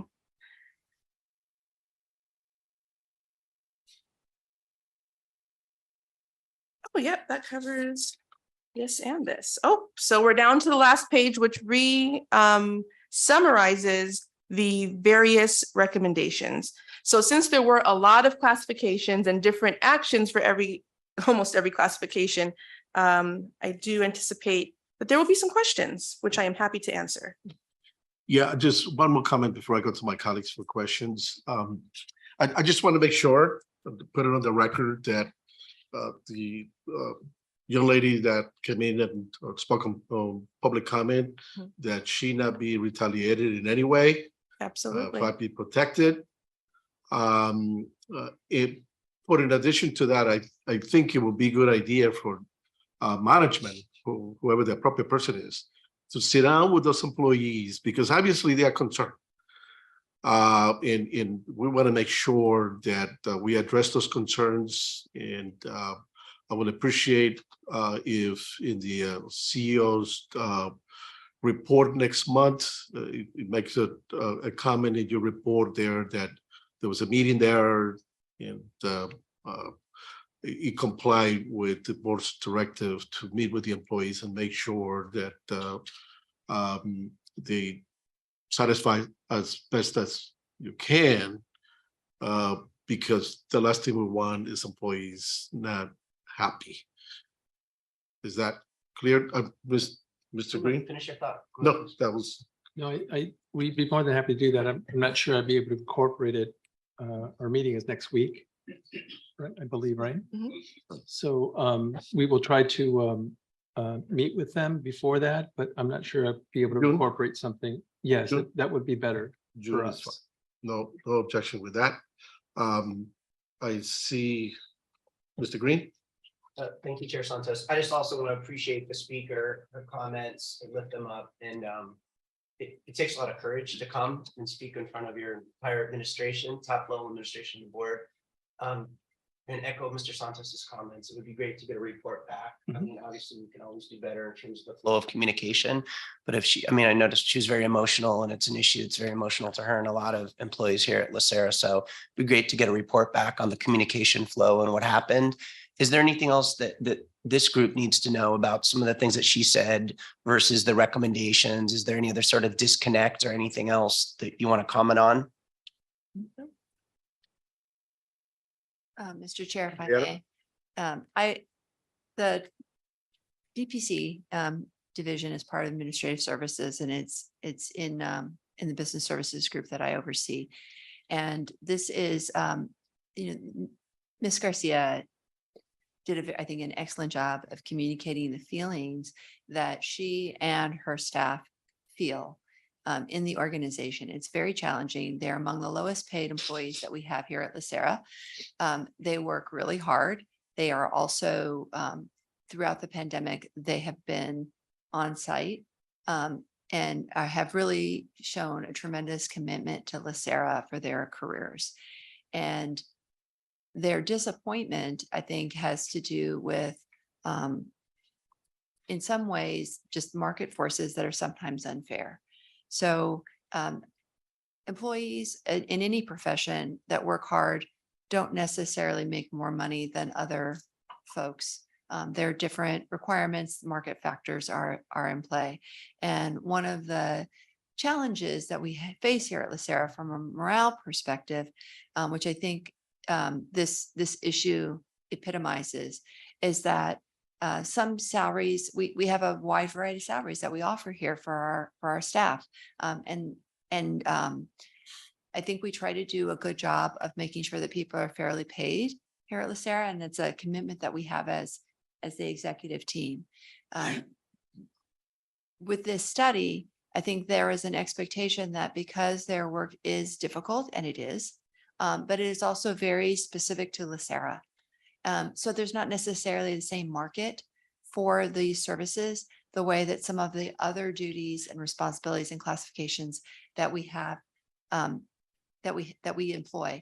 And that creates some disparities in terms, and the employees' feelings are legitimate. They are legitimately working very, very hard. Their jobs are legitimately challenging and difficult and important to LACERA. Our authority as HR and management is that we can't just say, hey, employee, we think you're doing a great job. Here's lots of money to show our appreciation. We are restricted by our role. And so their request, so the survey was intended to, let's see what the market says. The market didn't come out. That survey, which was done independently, right? Didn't have the results that the employees wanted. And we don't have the authority to recommend something more than what the survey provided. We also didn't have the authority to enter into negotiations, right? So this is a situation where it's a really challenging situation for us, but not without empathy. And we know that you have that same empathy for our employees at all levels. So I think that it's really important for them to hear. I think they really will appreciate your concern and the statements that Chair Santos that you made earlier as well about the importance of all of our employees and the important role that they play. It's sometimes people forget, right, that we care about them too. And this is one of those situations. So we have had a lot of conversations. We've gone, unfortunately, we've gone to the full extent of our authority here with management. So this issue is going to be, tricky for us as we navigate forward, and we appreciate any guidance you provide. Yeah, I mean, I appreciate your comments. The goal is to be best in class, right? We want LACERA to be Absolutely. best in class, and that means paying people what they're worth. It means focusing on the, recruit, retain, develop philosophy. And our boards, this is a recurring issue, I'm sure, at the Board of Retirement as well as the Board of Investment, filling in these vacancies. And I just want to kind of reaffirm and lift up the fact that we've got to do a better job. There's all sorts of tools that we have in our toolbox to make sure that we're making employees feel supported, that we're paying them what they're worth, that have best in class benefits, and that, but also most importantly, that these folks really feel listened to. And so I think it's something that should be a reoccurring agenda item on the JOGC as well as both the boards. So thank you, Mr. Chair. I think Mr. Knox was next, so I'm gonna call up Mr. I'm sorry. Knox. I jumped in front of the queue. And also, and then Ms. Jones. Mr. Knox. And I'm not on the committee, so I'm happy to defer to those that are. Just one point I noted from your comments just now, I appreciate the challenges and the parameters with which we have to operate sometimes. I think you at one point said it's unfair. I would be cautious about saying that word. There's certainly things we can do. But we have a lot of people that work for all of our departments that are in very challenging jobs that are entry level, clerical in nature, and they're hugely important. So to Mr. Green's point, we do need to do whatever we can. A few simple questions. Do these classifications ever telework anymore? They haven't teleworked. However, we are developing strategies to allow them to begin to telework. So we have a plan in place to implement that. Okay. We were somewhat delayed in doing that initially. It was definitely a challenge, and to keep them safe and social distance under COVID, we actually my point would be, thank you. My point would be, I have positions in my department, their jobs are in my building, they're cashiers. I've also instructed my managers that they should get a measure of telework occasionally. Even if their job is here in my building, they can watch training videos, they can watch videos that prepare them for the next level. I just think from a morale standpoint, it's important if you offer that to the bulk of your employees that everyone gets to avail themselves of that occasionally. When was none of the details were provided on the salary comparisons, not that I need to go into the minutia of that, but I would have been curious to see what they were compared to in the county. and our members that are in the departments. And then how current that salary information is now, because I understand it was started in 2019. Is that when the salaries were kind of leveled up? I'm going to defer to Ms. Ning. Yes, they were, and then they've been aged according to all of our salary adjustments. Age every meaning year. brought current Yes. comparison. Okay, thank you. And then again, just so I understand, when you say that the new classification will be a moderate physical class, Mhm. and the existing personnel will be grandfathered in, grandpersoned in at the light level, their jobs are going to be exactly the same. It's just the manner in which new employees on that classification get a physical upon entry, correct? I believe you're right. And the limits on how much they can lift. So there are strategies you can do to limit the, like a 2-person lift versus a single person lift. If something would exceed the light duty, they may need to do a 2-person lift versus something that would be a little bit more strenuous that could be increased by 1. Is that? I agree. So like splitting the load, making multiple trips. And about the physical, I am not recalling if moderate requires a physical. I know that arduous does. I'm gonna have to get back to you on that. But if they did require a physical, yes, new hires would be required to take a physical and pass it, demonstrating that they can lift up to 25 pounds. Yeah, I guess my concern would, I would just be mindful, again, not basing everything on the one person that spoke, very well this morning and obviously very passionately. Being mindful of having 2 different levels of personnel at the same time, when you have a certain body of employees that have concerns, and then you have people coming in new that are expected to lift differently or do differently.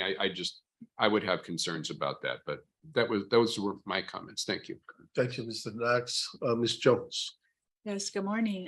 Thank you for the presentation. I do have a few questions.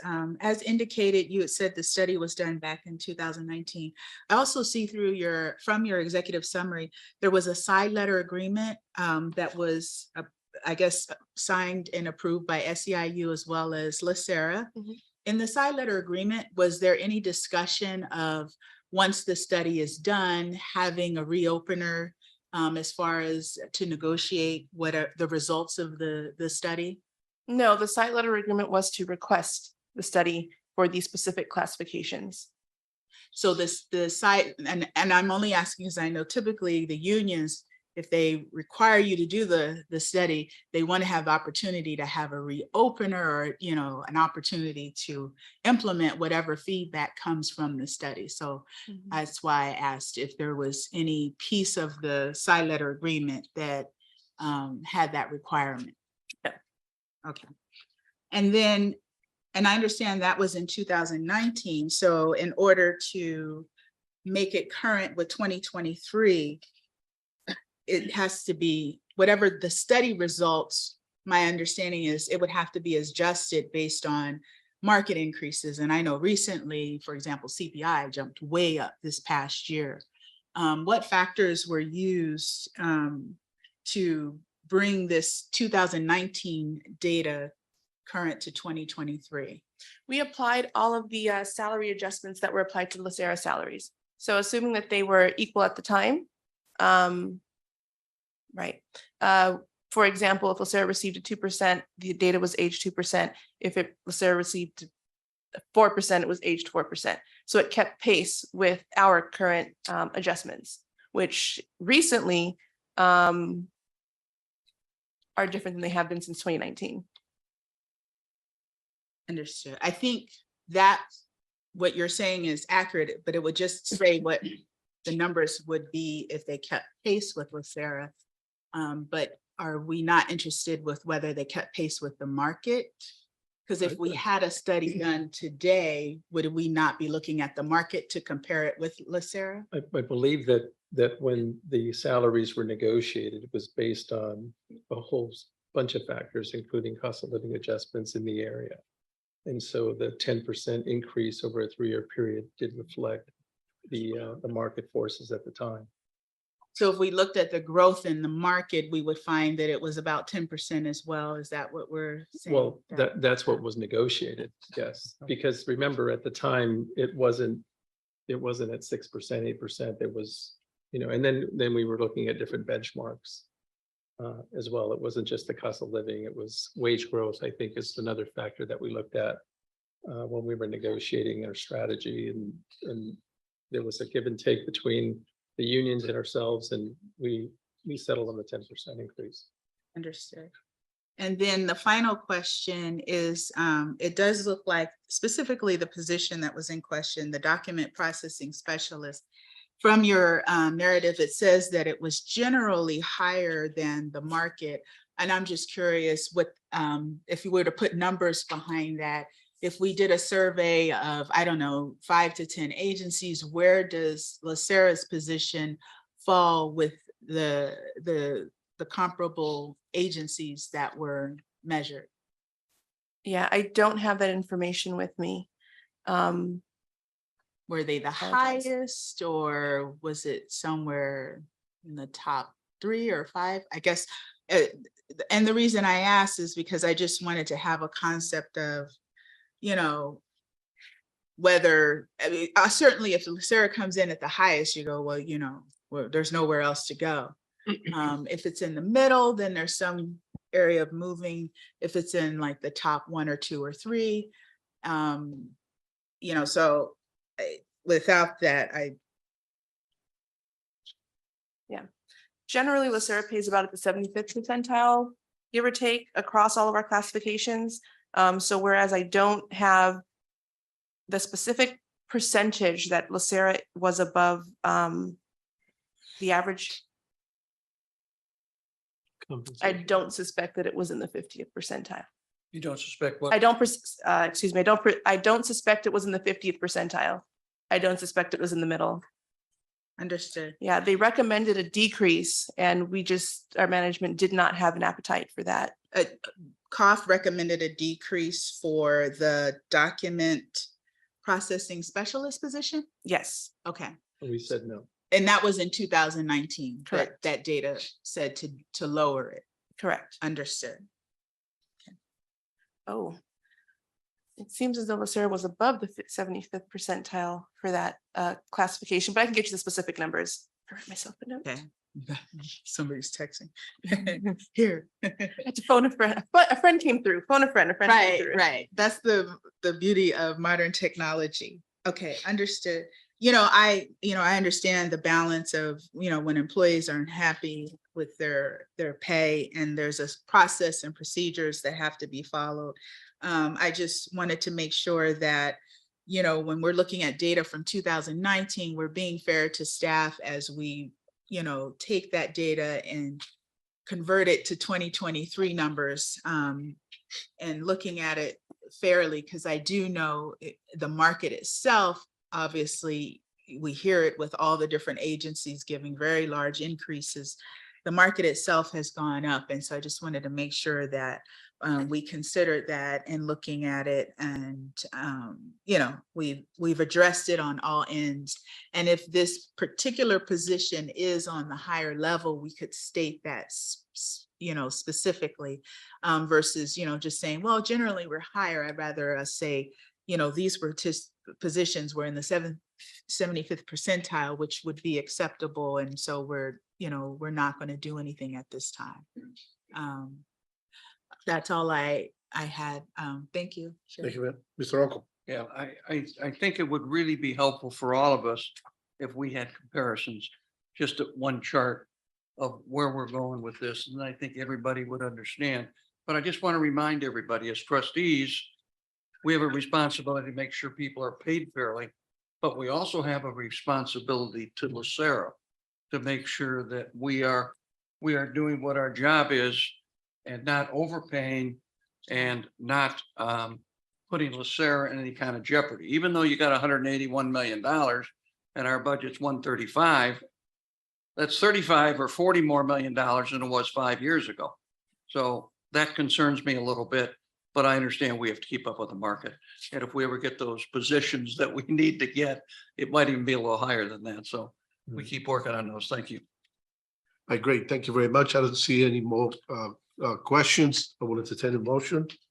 Mr. Chair, does it make sense to approve the first couple positions, the disability retirement support specialist 1 and 2, but maybe table the other 2 to bring back? There's been a bunch of recommendations and suggestions made on the document processing coordinator and the assistant. Can I make that as a motion? Absolutely. And so the direction to staff is, as you heard the comments from my colleagues here on the board, there's different tools available. Reevaluate, come back in June, perhaps. I believe that what you're requesting is for additional information in terms of the comparables. Exactly. And reevaluation, if any, with regards to other tools available. Right. We will go back and take a look, just confirm that the side letter doesn't have any reopening language, for example.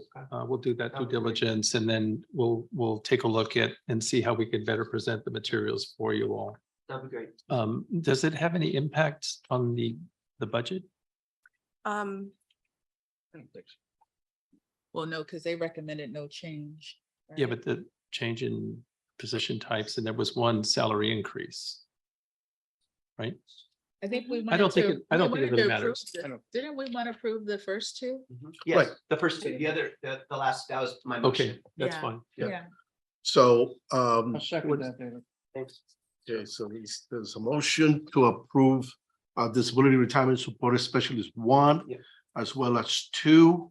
And with regards to document processing coordinator and document processing assistant, that is to be that's being rejected pursuant to this motion, and the direction to staff is to come back in June with additional information and incorporating any suggestions here with additional tools. Mr. Rice, you have? Yes, so just a point of order. We don't have a quorum in the room right now. Yeah, Liz is on, Miss Greenwood is on. But she has to be in the room, I think. Did Mr. Bernstein leave, or is he did he just step out? No, he left. He left. Oh. Okay, so we have lost our quorum because we need a physical quorum in this room in order for the teleconferencing participants to vote. They can't vote. Steve. No, because we don't have, part of the rules are physical quorum. We've lost all of them. Oh, anyway. physical quorum. That's right. That's what the law says. Correct. Okay, so that settles that. I think it's clear to the staff, and correct me if I'm wrong, in terms of the direction of this committee before Mr. Bernstein left.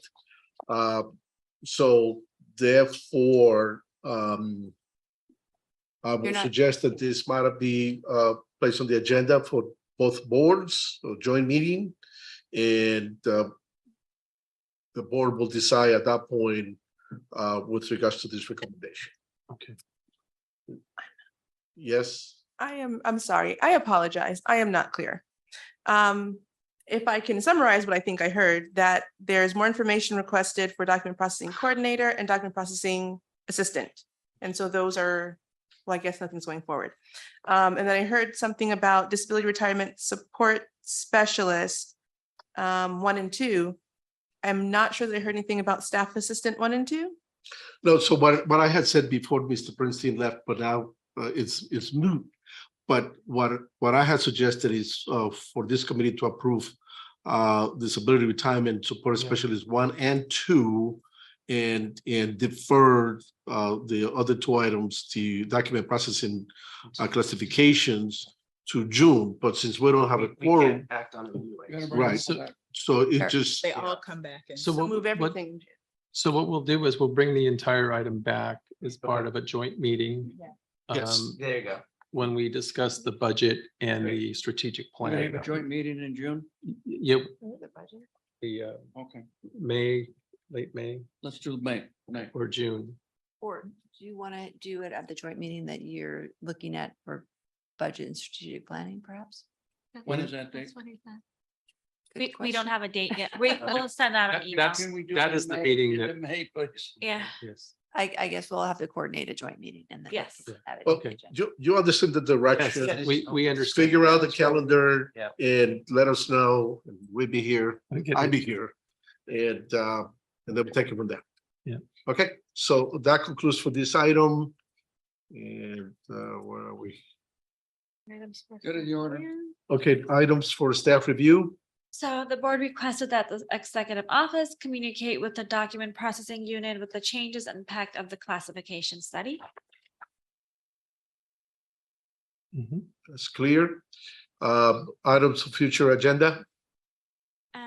That's just the one item that's going to be moved to both boards. I Correct. mean, to a joint meeting. Good of the order. Let's start with Mr. Kryman. No, I just thank you for being here and for you know providing us the guidance that we need to make sure that we move the agenda, the strategic plan and the budget forward. And so I do want to thank Laura and her staff and her team. They did a really great job. I'm very pleased with the amount of transparency and the context that they provided the trustees in helping guide the decisions or providing the guidance that we need. So you all have a nice weekend, even though it's Thursday. Thank you. Mr. Ockel. It's just nice being back in this room, first time, Oh, is that right? I think, in 3 years, so I almost didn't recognize, no. Did I gain that much weight? The suit still fits, looks. This jokes. Oh, thank you. It's nice to be back. We were in Philadelphia for a week and it was like going home for a nice visit, but wow, the information that we learned was just amazing. You know, I had a little like, oh, I wish I knew this 30 years ago, but that's okay. Better learning it, you know, when you learn it. So working with it. So really appreciated the opportunity of being there. And I believe the information that we took in will definitely be helpful as I look at our investment portfolios and things going forward. And again, just want to echo about how great the budget document was put together, how well it was done. So appreciate that. And that's all I have. Thank you, ma'am. Mr. Green. I just want to thank my colleagues for a great meeting and thank our staff doing such a great job and the hard work that goes into putting a meeting like today together. So really appreciate it. And of course, thank you to Linda, as always, for keeping us in line and on track. So thank you. Thank you, Mr. Chair. Great. And a good one. Mr. Knox. Ms. Gordiano. We're good. Dr. Montoya. Okay. Linda? No.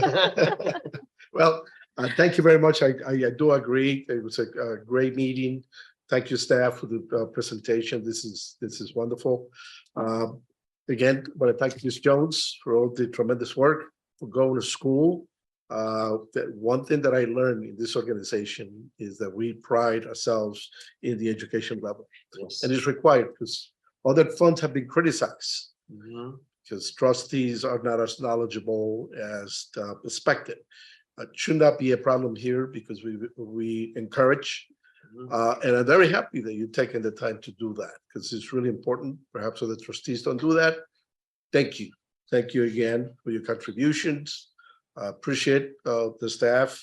And again, I want to emphasize every single staff in this organization, whether they are in the Board of Investments or the investment side, or the benefit side of the house, very important. We get it. I get it. No question about it. So we're here for everybody. Thank you very much. I will entertain a motion to adjourn. So moved. Thank you. Second. Thank you. Recording stopped.